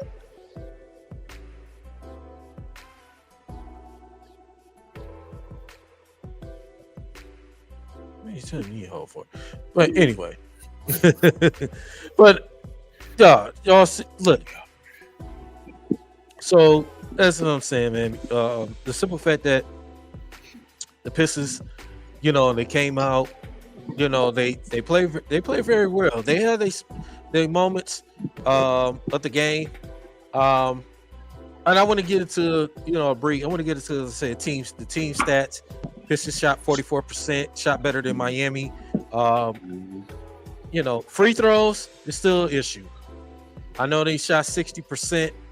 No, Miami got 26 free throw attempts to Pistons 15, but free throws. You got to start making free throws. Mm-hmm. You want to win. You want to win games. You got to make your free throws. They as far as out rebounding Miami, 56-48 total rebounds. They did good with assists, 28 assists. 13 blocks. I believe you had 9 blocks in the first half, I believe. 13 blocks, and Asar Thompson started with 3 blocks in the first, in the first quarter. Right. The biggest thing, the big thing, turnovers. 16 turnovers to 7 for Miami. Points in the paint. Miami got 8 more points in the paint. The fouls, it was some ticky-tack fouls, but we know what this is, Bree. We know what this is. But this is not gonna get the respect of the calls from the refs like that. It's just what it is. But Miami had 18 personal fouls, so the biggest thing, like I said, is free throws and turnovers. That's the thing. You got to take care of the basketball, and they gonna learn. They gonna learn. It's just you gotta clean those up. You gotta clean those up. As far as I know it's the first game, so I'm not gonna overreact on that. It's first game for a lot of teams, for every team in the NBA. But you gotta clean the free throws, gotta clean the turnovers. But Cade Cunningham, man, at 18 points in the first half, finished off with 30 points for the whole game. He picked his spots. But he get his team involved, and then he hit some shots. He picked his spots, and he's gonna continue to get better and better and better each and every time. I think it was a stat that they put out yesterday I'm talking about. The GM voted for, I'll give it the most improved, who's going to be most improved player. He was second. Cade Cunningham was second only to Anthony Edwards to be voted. And on top of that, too, with Cade Cunningham was also in the USA, you know what I'm saying, part of the scrimmaging with in this over the summer. Eric Spoelstra, shout out to Eric Spoelstra, the great Eric Spoelstra, had high praises of Cade Cunningham, how his work ethics, how he facilitates, how great of a player he is. You know, when you get other teams and coaches and they say great things about Cade Cunningham, this would know what we got of him, man. We just, you know, now we see a difference of when he was on the floor from when he wasn't on the floor, you know, last season. So now, as long as you continue to stay healthy, you know, we know he's the leader of this team. So, and like I said, man, Pistons, their defense, they stepped up in the fourth quarter. Miami only scored 20 in the fourth quarter. We scored 27.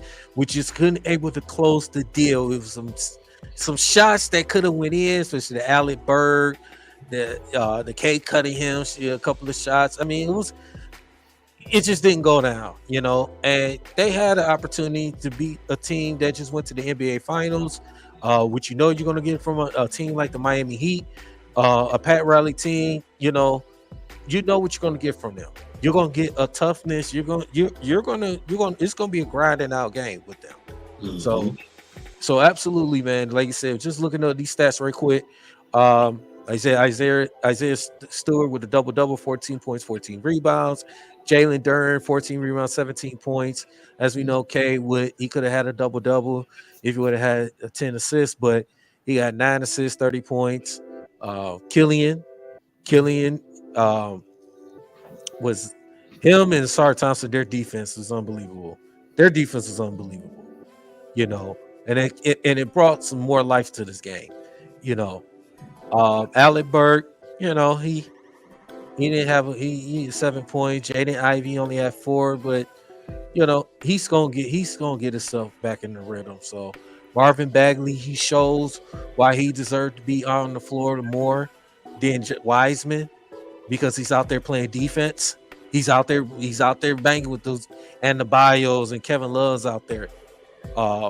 Joe Harris, he didn't have a great game at all. He missed some shots, but that's not going to continue to be the case. So I believe Joe Harris will be fine. Sasser came off the bench. You know, he's had 10 minutes, but he scored 8 points in his debut. So you look at this Pistons team, man. Like you said, Monty Williams is doing a great job with this young team, and it's definitely a promising man. So we got Charlotte coming up tomorrow. Then we have home opener against the Chicago Bulls. So definitely looking forward to it for these next couple games. So we should go out, hopefully come out and get the win against Charlotte. Charlotte just won yesterday. Chicago got their butts whooped bad, but you know, it's definitely going to be exciting, man. But listen, fellas, Nomans, before I let you go, I got to get out of here. I got to get back to work. Make sure everybody hit that like and subscribe to D313XP, man. Hit that like and subscribe. Like myself, Nomus J, and Bree. Hit that like and subscribe, man. Go ahead, Bree. Now, before you leave, I want to just go ahead and make this announcement while you're here. Because I haven't discussed this with both of y'all, so I thought this would be the perfect time to put this out. November the 8th and possibly November 15th, working on both of those dates. We're gonna have a Michigan legend in the sports field. You seen them on 97.1. You seen them on Woodward Sports. You seen them do coverage of the Pistons. Ladies and gentlemen, my brothers, we are going to have Mr. Terry Foster, on the show, November the 8th and the 15th. We are working on both of those dates. So T Foss will be on the D313XP. Uncle T with That's what I'm talking about. And That's you what I'm said talking 8th of about. November, so you said my dad's birthday. Okay, I gotta get him to watch the show that day. I That's what gotta I'm get him talking to watch about. the show that day. That's So definitely that's what working I'm on talking both about. days. He said he'll do, either days or both days. He said he's definitely down to do, one of the days or both of the days, but I'm going for both. And so definitely the 8th and the 15th for sure. But next month we gonna have I'm getting my beers ready for that. Absolutely. Terry Foster will be in the building. Absolutely, man. That is so great news, man, to have Terry Foster in the I'm building getting my on the 8th beers. or the 15th. I'm definitely, man. We definitely excited for that, man. But all right, fellas, I gotta get out of here. I gotta go ahead and get back to work, man. Like I said, y'all All right, finish off thanks the for show, joining in, man. bro. All right, man. I'll catch y'all guys Yes, later, sir. man. All right now. All right. All right, brother. All right now. Yes, Thanks for sir. joining in. DC1 Daryl, everybody. DC1 Yes, Daryl, sir. alternative Daryl, yes. So now that everybody got that, man, oh my God, I'm pumped up hearing that. I've been dazed all day, and that just woke me the hell up. I just told you I wanted that man on here. Oh Yeah. my God. So I want to start off saying some very controversial things right now when it came to yesterday's game. And I want everybody to stay with me. I would like to personally and publicly announce that I want to say thank you to the National Basketball Association. Thank you to the NBA. Thank you for giving us our first 3 games with 2 of them starting on the road. Thank you for giving us the Eastern Conference champions as our first game of the year on the road. I want to say thank the Pistons for missing players due to injury. I want to thank the Pistons for not having no top tier free agents on this team. I want to thank the Pistons for having a load of kids on this roster. I want to thank so many different reasons. I want to thank the NBA right now for screwing us over year in year after out with the schedule. Because I knew it would go pay off one day. I want to say thank you to Pistons fans for giving up on Cade Cunningham. I want to say thank you to Pistons fans for slack talking Jaden Ivey and disrespecting the constant disrespect of Killian Hayes. I want to say thank you for dissing Isaiah Stewart. I want to say thank you to all the crap that we usually deal with because it has prepped me to really dive deep into this team. That was hands down to me the best game 1 that this team could have started off with from the very first tip of the ball to the very last shot of the game. That game was exciting to me, considering that was game 1. Your number 1 pick in the draft dropped a casual 30 ball that almost felt unnoticed. His first game back after missing 50, 60-some games. Yeah, you can say the Team USA and the preseason. No, I'm talking the regular season basketball. He has not played, 60 games? He only played 60 games last year. In his first game, he comes back against the Eastern Conference champions. He drops 30 and almost could have won us a game with the last second shot. The guy that you motherfuckers kept calling a bust. You sorry, stupid, dumbass fans wanted to kill this boy.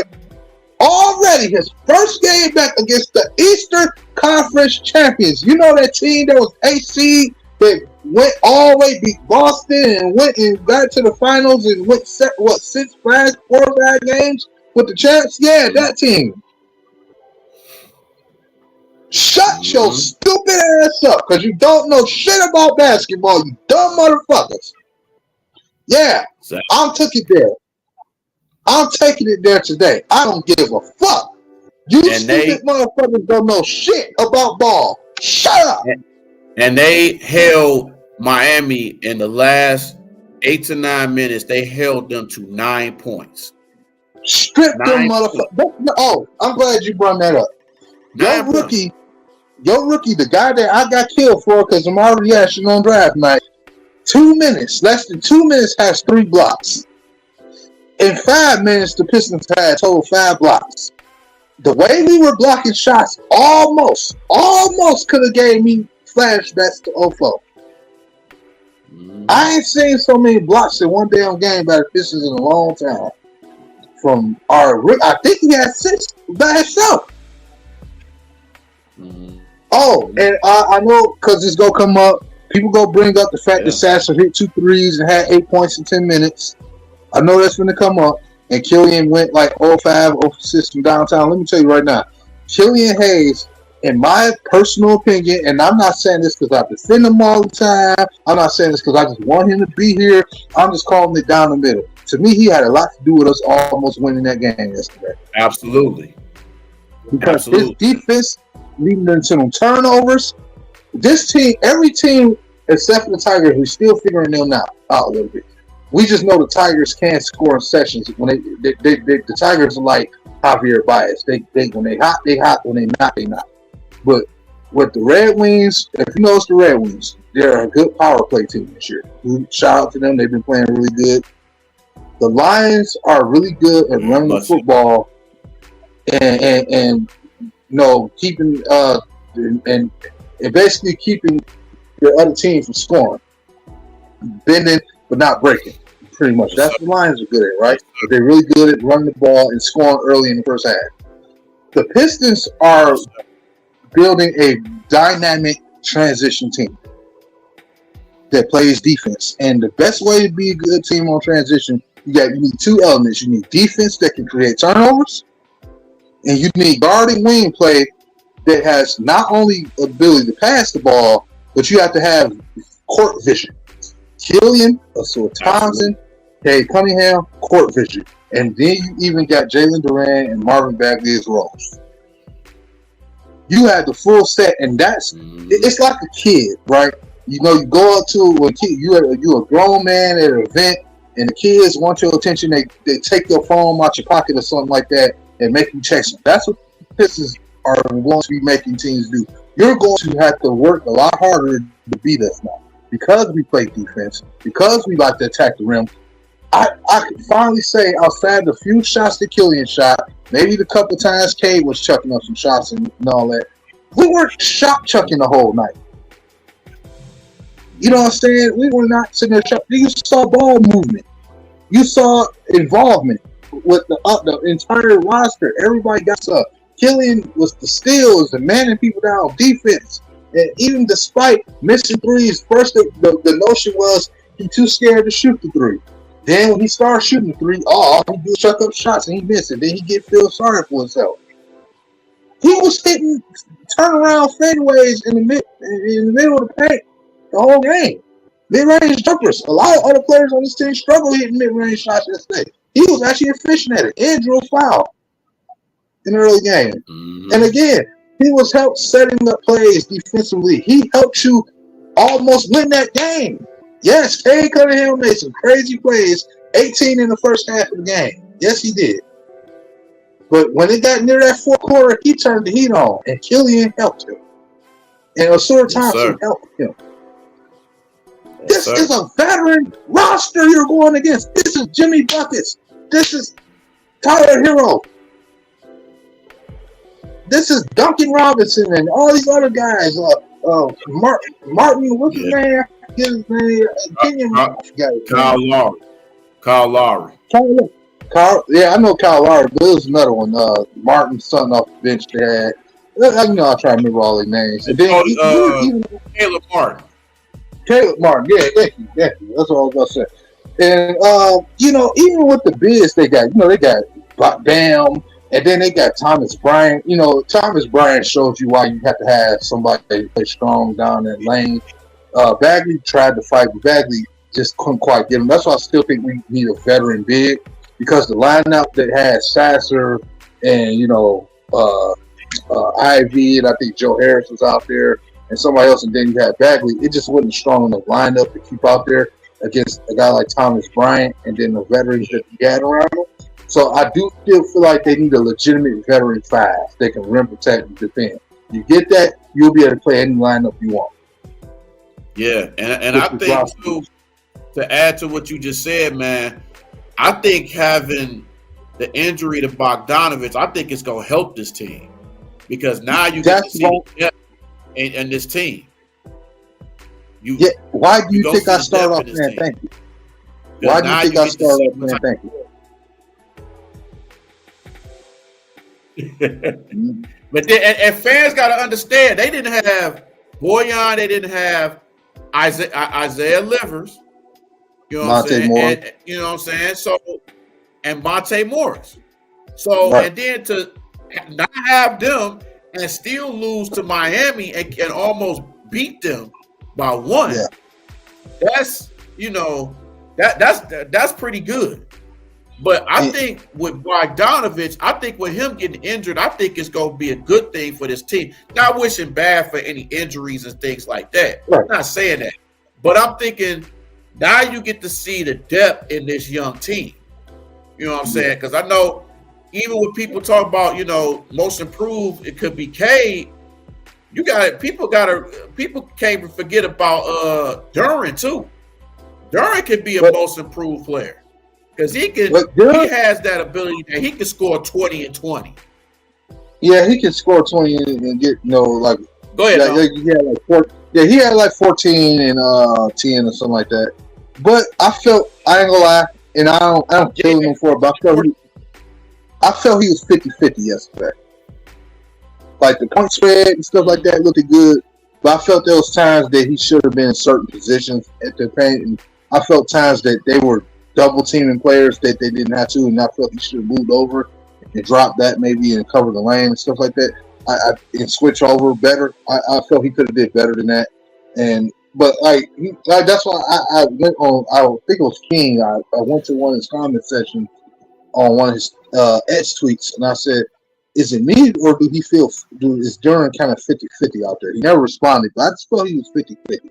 No, the bias doesn't say he was perfect, but I felt there was some things he could have did better. But that's game one. You know what I'm saying? Where Buccaneers going against, you know, again, a veteran roster, right? Yeah, so it comes with a young team. I mean, the young team, right. You know, they learn, and then they learning a new coaching system with Monty Williams. So they learning as they go. And that's the trip part about all of this, bro. This head coach of ours barely even know where his office at or his parking spot at in the damn practice facility. And they already are responding to his system positively like this, bro. He barely know where his parking spot at.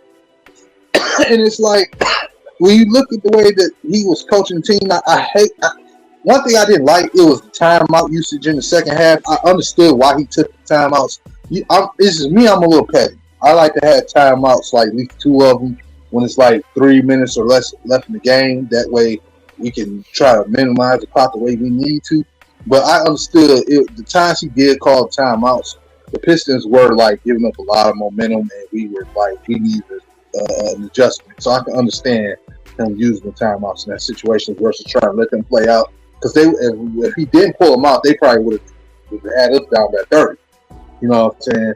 Because we had a lineup that was out there, and I think it was that same one I mentioned. It was just a lot of turnovers. That was one of the biggest problems yesterday. We had like 15 in the first half. They all credited to the other team getting points. And it slowed down a little bit in the second half, but I felt like there was times when a certain lineup was out there, when we did turn over the ball, we were either not putting up good shots and we were turning the ball over, but not as much. And I feel like us losing the rebound battle at times too was hurting us. But the biggest issue I had was their officiating. They were hot garbage since the very beginning of the game. Like, again, I know it's game one, but there was times neither team should have been called for a foul, and there was times that he should have been called for fouls a little bit more than we had, and they were just calling every little tick-tack thing. And I'm like, I'm sick of that. Like, that game could have been even better had they not got involved so much. Like, right. It happens in the NBA, you know, with these referees and stuff. They make calls, then they don't make any calls. You'd be like, that's an obvious foul right there. You should have called that. But they're looking at things differently. But, you know, I look at it, it's just a learning experience for this young Piston team, man. They still learn, like I said, they still learning. It's the first game. No, they got all season, man. It's like Monty Williams is a good coach. He has a good coaching staff. So I think these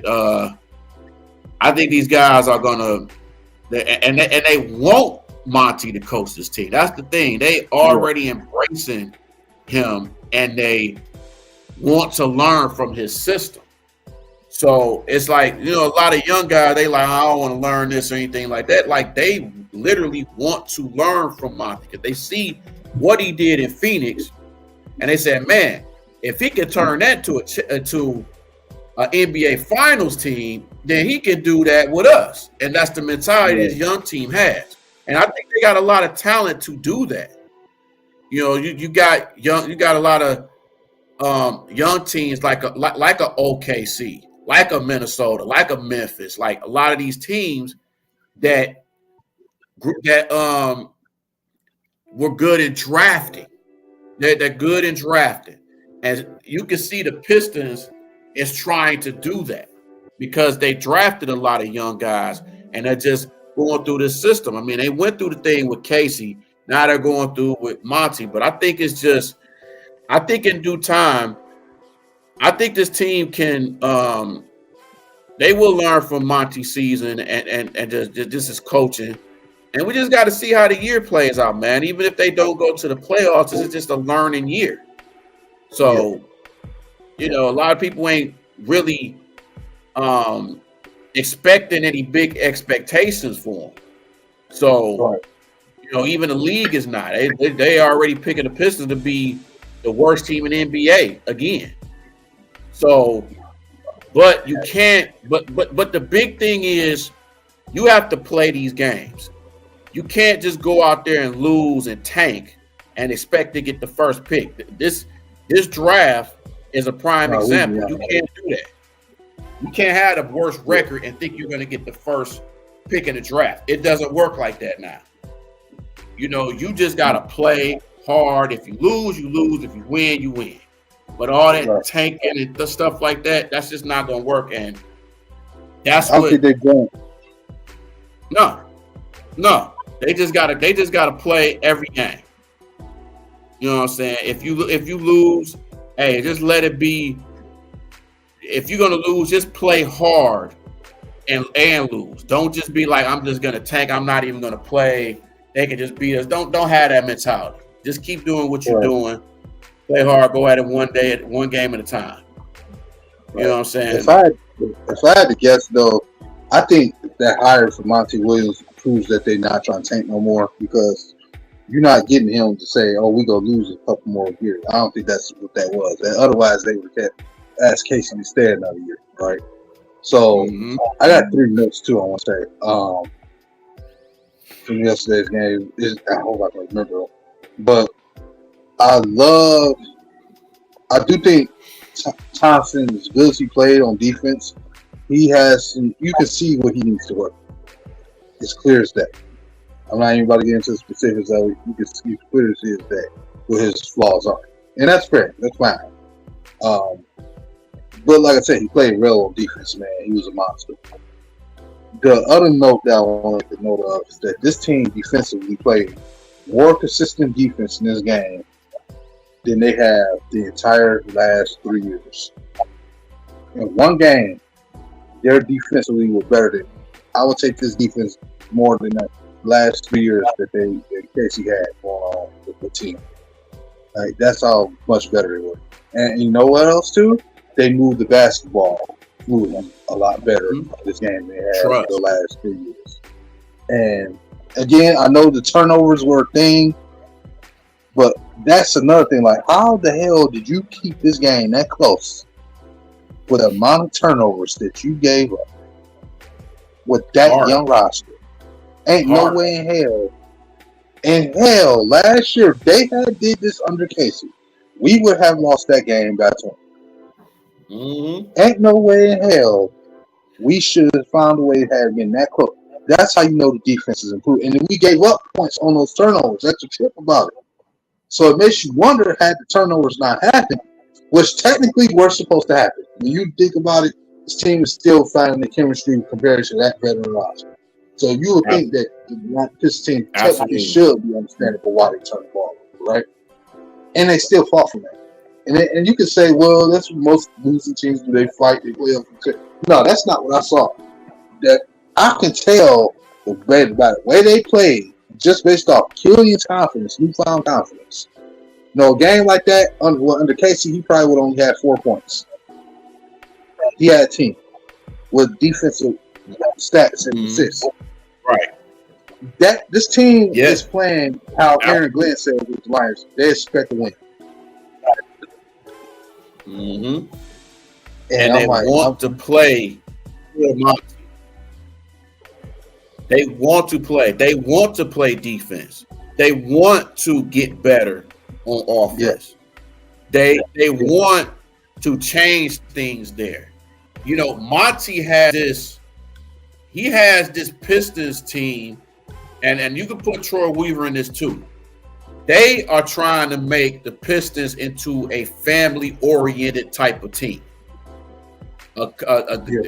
coming together and things like that. They want them to be like, hey, man, this is, they willing to fight for each other. They willing to work as hard as they can for this coach. You know what I'm saying? So they want to play for him. You got a up-and-coming star in Cade Cunningham that got strong, and his game has gotten better. And you can see the progression of Cade. And he wants to be that guy. Yeah. And the thing is, he wants to be in Detroit. He wants to be here. There's a lot of guys in the NBA. They go to a team and they don't want to be there. They're there for the money. You could be there for the money, but you got to be there for that team in that city. And the city sees that in Cade Cunningham. That's why they like Cade so much, because he's representing the city. When he on draft day, he wearing the Cardis and all that, man. He like, hey, I'm coming to Detroit. It's cool. And he embracing Detroit like it's home. And that's what a lot of these Pistons, they're embracing this like it's their home. And they want to build into a championship team. And I like the way things is going. It's right. The future is bright with this team. I want to call some other notes out too. Like Isaiah Stewart played really hard yesterday too. He was in there. He even showcased a couple threes he knocked down that I thought were really beautiful. And not even that, it was really the fact that him just finding his spots and just putting the points that he put up on the board, and the effort on defense that he played. But another thing too, Jaden Ivey coming off the bench. This is why I can say I can get behind Monty Williams. All right, we stew. That's what I'm talking about. This is why I like Monty Williams already so far. So Jaden Ivey had. First of all, let's talk about how fast Jaden Ivey is as a player. Because the dude is so fast, I swear I thought he went from almost half court and just teleported at the rim. Like, he made some kind of weird cut. You can almost put like a blue line after Ivy. And you can almost put like a line of how he ran from the starting point where he ran and he got to the rim, right? He got to the rim, but it was like bad attempt for a dunk or a layup. And I think something happened where the clock stopped, where the team called timeout or foul was called. And Monty was talking to him on the sideline, and he put Killian back in the game. I think he saw something he didn't like. I think he saw him, maybe he must have felt that he was too wild on that play. Maybe he felt he needed to bring him back and teach him, show him something. I think it was something either Ivy did wrong or maybe he did. So I forget exactly what it was, but all I know is I'm seeing him walk up to people and I'm seeing him having conversations. He's talking to his players and letting them know stuff as he's putting Killian in. You could tell he was working with him on Friday. And I'm like, dang. So him being vocal like that is a big deal because him quoting Greg Popovich, who he played under, saying that the rules don't stop for talent or whatever that was what it was. Or I'm trying to quote exactly how he said it. And I think that's what we showed too. Like I feel like they just wherever that was thrown at us, wherever the situation was, we had a response to it. And I love how calm he was as a coach too with this young team. You could see the calmness of the team. This team always felt they had a chance, and when things felt like it was unraveling, like I say, call timeouts. He took advantages of the game clock stopping or the fouls being called to make substitutions. You know what I'm saying? He swapped in when Jalen Durant got into foul trouble in the first quarter with the 2 fouls. He kept him in there, and he waited to an opportunity to a timeout or something where they went to a commercial break. Then you seen Bagley out there on the court. You didn't see him throw a timeout like Dwayne Casey would do and say, "Oh man, you got 2 fouls. Let me get you out of there." You know what I'm saying? You remember all the times we've seen Kelly and Cade start together even before Jaden Ivey was on the team, and Dwayne Casey would just call a timeout after 3 minutes of the first quarter started. It's all the first 3 minutes you already calling the timeout to switch through a substitution over absolutely nothing. And it's like you didn't see that with him. He was very subtle with his substitutions. He didn't stop just to make one simple do. Every foul, every free throw line opportunity, he made a sub. He felt he had to. He made a sub. He was very decisive with how he did with the lineups yesterday. Not saying every lineup was perfect, but just how he incorporated his substitutions, get guys in there. You saw everybody that was available, with the exception of guys like James Wiseman, of course. You saw Joe Harris come there and do absolutely nothing, of course. And maybe he'll have a better game next game. But, you saw Sasser, you saw Thompson, you saw all the players you would have hoped to have seen, except for the guys who were hurt, and of course, James White. So those swap ins with Bagley, that's why I say you got to get a veteran bid. Because if you get a veteran bid with this team, and the way they are acclimated and getting the pick and roll going now, and letting the guards, will and deal, if you get a defensive force that come off the bench and protect the rim, and as a veteran in this locker room, you are going to be in good shape. Because first of all, they need a veteran in the locker room, another vet that can sell the court. 2, it's just going to make things better for them defensively. And I cannot wait. When you combine that with the coaching we already seen from Monty. Yeah, I think it's safe to say. I think it's safe to say that $70-something million worth spent. Oh yeah. And it's good to have. Also, it's good to have a coach that has played the game, so he knows all the ins and outs and know, hey, this is what we need to do. We need to do this. He could teach all these young guys, like, hey man, you don't do this when you're a young player. Go ahead. And not only did he play the game, he learned. Like I said, I just quoted something I was trying to quote something he said he got from Greg Popovich, who he played under. You played with the San Antonio Spurs, my guy. All y'all knew how to do over there was develop. That's true. That's absolutely true. He can learn. He learned from that Greg Popovich coaching tree. Yeah. And the best part about it, this is why I think too that Killian still has a chance to be on this team. You played with Chris Paul before. You played with other point guards, legitimate point guards before, man. You understand the connection of a point guard has with his big. Why do you think so many passes got sent to be Stoop to put points up when he was down low at the rim? Why do you think that Jalen Durant got the opportunities he got? Because he understood the guard's best man is their big. This is somebody who not only understands the game because he's a former player, he understands the game because how the game works too. At being a position, I think Monty was a big. Mm-hmm. Yeah, he was. And played with a guy like this. So just his past experience of who he knew, that shows. Mm-hmm.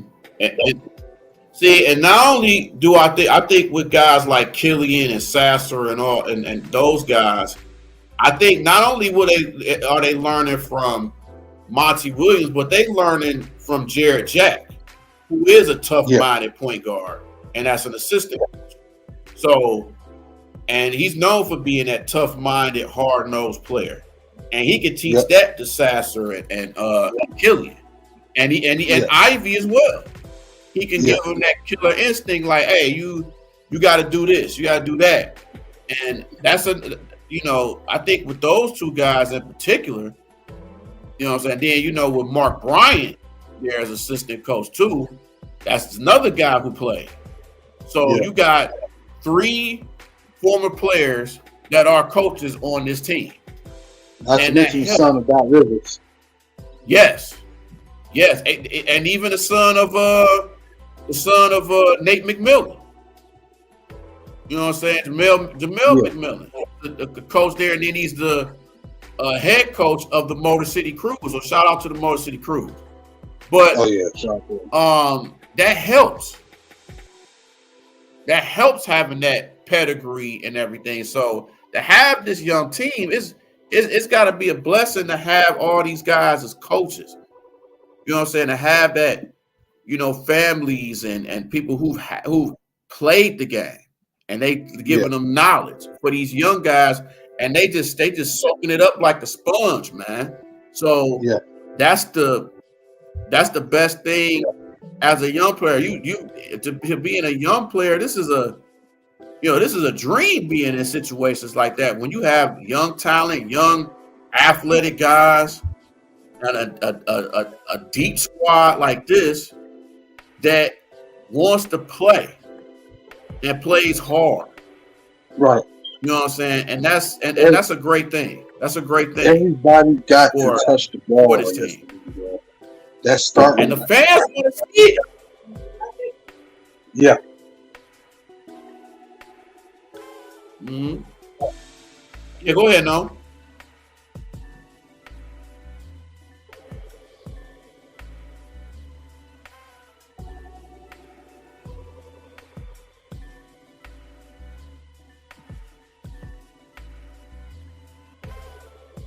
Yeah, Killian did not feel out of place on that starting lineup. Yeah, I got it. That was the beauty. I know that was a big controversial thing. Like, why is Killian starting? Listen, bro, Ivy has a role. Like when you look at the way that game went, the way our players are used, this is not a team that's trying to keep up with the Bucks and the Western Conference teams like the Sun. They're not a big 3 type team. This is a role-playing team. I don't care how much of a superstar you were in college. Mm-hmm. If you get drafted by the Pistons, ideally you're going to be put into a role. You're not here to be the solo superstar that you were in college. You were here to do a role. If we wanted a solo star, we would have took Jalen Green ass in that draft. We took Cade because we needed a player that we knew could come in, help us play in big moments, but also be willing to take a step back if it means other people do stuff. You see the same thing with KD, right? Same type of scenario. He's willing to take a step back and let other players ball out, and he'll do a role. That's how you win in this league. You can get all the star players you want, but if you don't have a role for them, it's meaningless. Why do you think the Rockets with James Harden and all these teams through all these years never can win that? Why do you think the big threes, when they had that false starting lineup with the Knicks that time, they had my guy Carmelo Anthony and all of that time they tried to promote like they were about to be the super team, and then they were a dud because there was no role, there was no system, nobody had a role. Why do you think the Lakers team through the years had struggled? Because nobody had a role. Westbrook played well with the Clippers last year in the playoffs because he had a role. It wasn't just to sit there and do his usual Westbrook things. It was to play a role. Everybody's supposed to play a role. I don't care how much of a superstar you are. When you look at Golden State as a standard, everybody has a role. Draymond Green screams that every single time. So Jaden Ivey, fans caught up in the highlight college reel and how athletic and fast he is. He has a role. He's not here he's here to be himself, but he's not here to be himself like as the sole ball carrier, the hero. No, you're here to do a role, bro. Your skills and techniques that you have, we need to use that in a specific way that helps the whole team, not just for you. And we not drafting you to be John Morant 2.0. Mm-hmm. We drafting you to help us build a unit that can contend for a championship one day. And the way you contend for a championship is when you get players for a role. Not just role players, but have your players play a role. Mm-hmm. And when everybody buys in, it makes it that much easier. You know what I'm saying? Everybody, you have to be willing to sacrifice to win. We don't play big 3 or big 2 basketball type. We don't build those type of rosters. No matter how great Isaiah Thomas was, he played a role. He did. He could have scored 40 points a game if he fucking wanted to. He chose not to. He chose to be a pass for a guy. He chose to set everybody else. He chose to let other people have that moment. He chose to let Vinny Johnson do all the scoring off the bench and stuff like that. He could have did that himself, but he chose not to. He wanted the ring. Right. And it's just like the fans gotta just let this team they just gotta see him play. Let the experience, let Monty just coach this team. And let's just see where it goes. You know what I'm saying? Like I said, it's a good thing, you know, with Bojan hurt, this is a way to see how your young guys play. You know, how what do you have within Bagley and Wiseman? You know, what do you have within is Joe Harris a scorer? Can he hit the threes? Is he the big difference in our shooting? You know, is Cade gonna stay healthy? You know what I'm saying? How is Ivy going to take being on the bench? Is it gonna hurt him? Is his confidence gonna go? You know, how is Asur gonna be? You know, how is, Isaiah Stewart from him being injured? Like, majority of this team last year was hurt. So they still have to gel together because majority of the year they've been hurt. You know, I don't think anybody on the team played a full season. So it's just they still have to learn and have to just come together. They play Charlotte tomorrow, and then they play the Bulls on the home opener. We're gonna see how they're gonna be during those 2 games. And then with the home game, with the opening home game, man, it's gonna be crazy.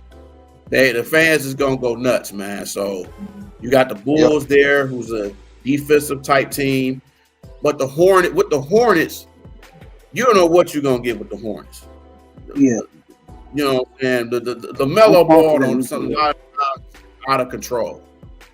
So I feel like I'm confident that we can go in there and get a win and go into our home opener. No, I just expect us to, like, speaking of the Hornets. So I'll go on real quick. I expect we have to clean the turnovers up.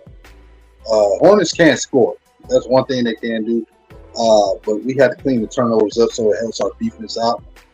If you do that and, you play decisive basketball and, everything we saw, the good out of this game is picked up on and doubled down on and you slow down the turnovers, I think the Pistons can win this, 110, maybe 98, 95. I think maybe 110, 105. Whatever the case, we'll be winning. I pick us to win this with that. I think it's a winnable game. So I'm quite sure you feel exactly the same way. Yeah, I think the Hornets got a lot of athletic bigs. They got a lot of them, and then got to watch out for PJ Washington, man. That last game against Atlanta, he did his thing. Like I said, the size they got, Mark Williams, they got Nick Richards. You know what I'm saying? They got some guys, the JT Thor. You know what I'm saying? Then you got Mamelo, you got Scary Terry Rozier, and then you got Gordon Hayward. You know what I'm saying? And then they can score. They can score no matter, you got to figure out what LaMelo Ball you're going to have. Is he going to get the score and pass on LaMelo, or is he going to get the out of control LaMelo? So, got to limit it to him, and you got to just, you got to get physical, and you can't give up offensive rebounds, and you have to cut down those turnovers. You can't give a team like Charlotte fast breaks. You gotta stop the fast break transition. Yeah. You have to. Yeah. Especially with this. But yeah, go ahead, no. Oh no, I'll tell you, you definitely right on the money on that. We might have to play Wiseman in there in conjunctions too with the size thing. Like you may have to have him and Bagley out there together or him and Snoop, because we gonna need the extra length just because of length reasons, and you definitely gonna have to play defensive with them. So I mean I expect a lot of Sir Thompson out there, a lot of killing to be played too in this game. So hopefully they can stay healthy. That being said, man, you want to get to final thoughts and close this thing out? Yeah. First, I want to just say, I want to give just a special shout out to Chris Howell for coming on, man. I mean, hey, gotta definitely have him on. I'm so happy that he got on, man. Much respect. You know, the Lions, man, you know, gonna beat these Raiders. And then also, man, I want to give a special prayer to Marvin Jones. With family, of course, the passing of his son. Give us a special prayer for that, man. I know the Lions had to do what they had to do. I had to represent to wear the Marvin Jones jersey just because I had the respect for him. So shout out to Marvin Jones and his family. And just another tragedy, man. And you hate to see that. You hate to see that. So special prayer for Marvin Jones. Yeah, prayers to the family. Go ahead, no. Prayers to him. I thought that son that you just mentioned, I thought that was the one that passed a couple years ago. No, I think he had another son that just passed. If I'm not mistaken. Milo was the name of the first, the one that passed, the newborn baby that passed a couple years ago. I thought, yeah. If it was another child, then okay, prayers too. But I think you heard something about the prayers too, regardless to their family, man. But go ahead. Yeah, absolutely. You know, just special shout out to Marvin Jones and his wife and his family and everything. Good brother. You hate to see another tragedy in his family, so big ups to him. Like I said, the Lions get to beat the Raiders. Pistons, hopefully, they can represent and win these two games over the weekend. And next week, because they got a hard schedule next week. With Portland and with a few other teams, Phoenix, Golden State. So hopefully they can get through that. And just a shout out to everybody who just was on the comments and showing the support and everything, man. We can't thank y'all enough, man. I just want to say thank y'all so much for showing love and everything. And just, hey, man, keep being a Detroit fan. Detroit versus everybody. And hey, let's get it, man. Let's do it. Yes, sir. Again, I want to say prayers, man, to Marvin Jones, to his entire family, man. Prayers to you. And, thank you for at least trying to come back and help us out, man. We know you trying to balance your life, man. You have to do what you have to do. So just prayers to him and thank him, man. Marvin Jones, good guy, no matter what. So I really want to say shout out to the Pistons, man, for a really brilliant game. Yeah, we came up short, but you know what? There was good to be coming in that game. And, we can't wait to see what's going to happen with the team moving forward. Fortunately, I'm going to be at work tomorrow, so I'm going to have to sneak and try to watch the game the way I can. And then, as far as the Lions, like I said, the only thing that needs to be on y'all mind Monday is trouble. Y'all got to have trouble on y'all mind, man. Like, trouble on my mind. Y'all got to make an example out of the Raiders, for real. Like, I don't care if the Raiders are the best team in the league. You got to make an example out of it. Because, you have to show that y'all are still that team that's on that trajectory.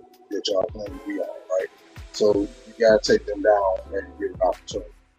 Want to say big shout out to Mr. Chris Howard, man, for joining us. Can't wait to get him back on another show. Definitely big shout out to him, man. If you haven't checked out his podcast show, it's called Plugged In with Chris Howard. So make sure y'all plug in with it.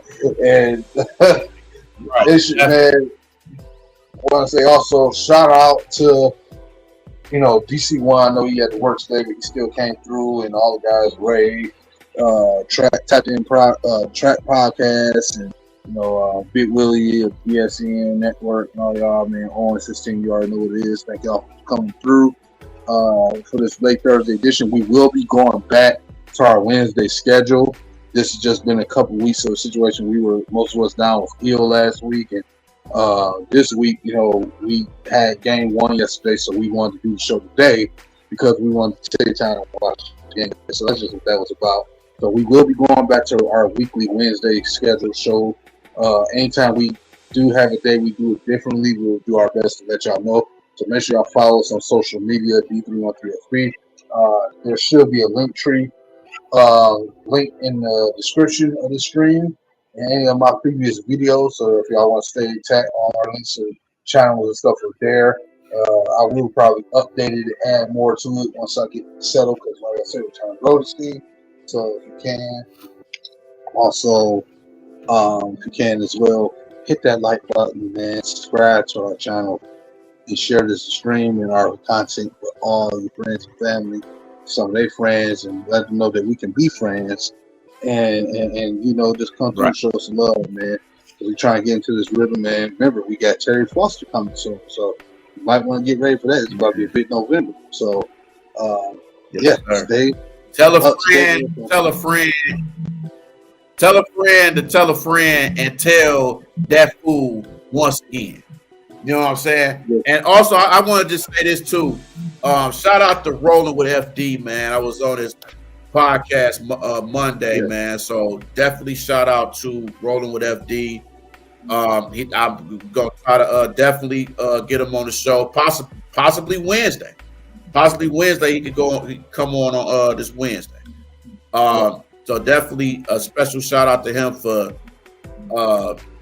putting me on the show, and I had to shout out to the channel as well, man. So I had a lot of fun.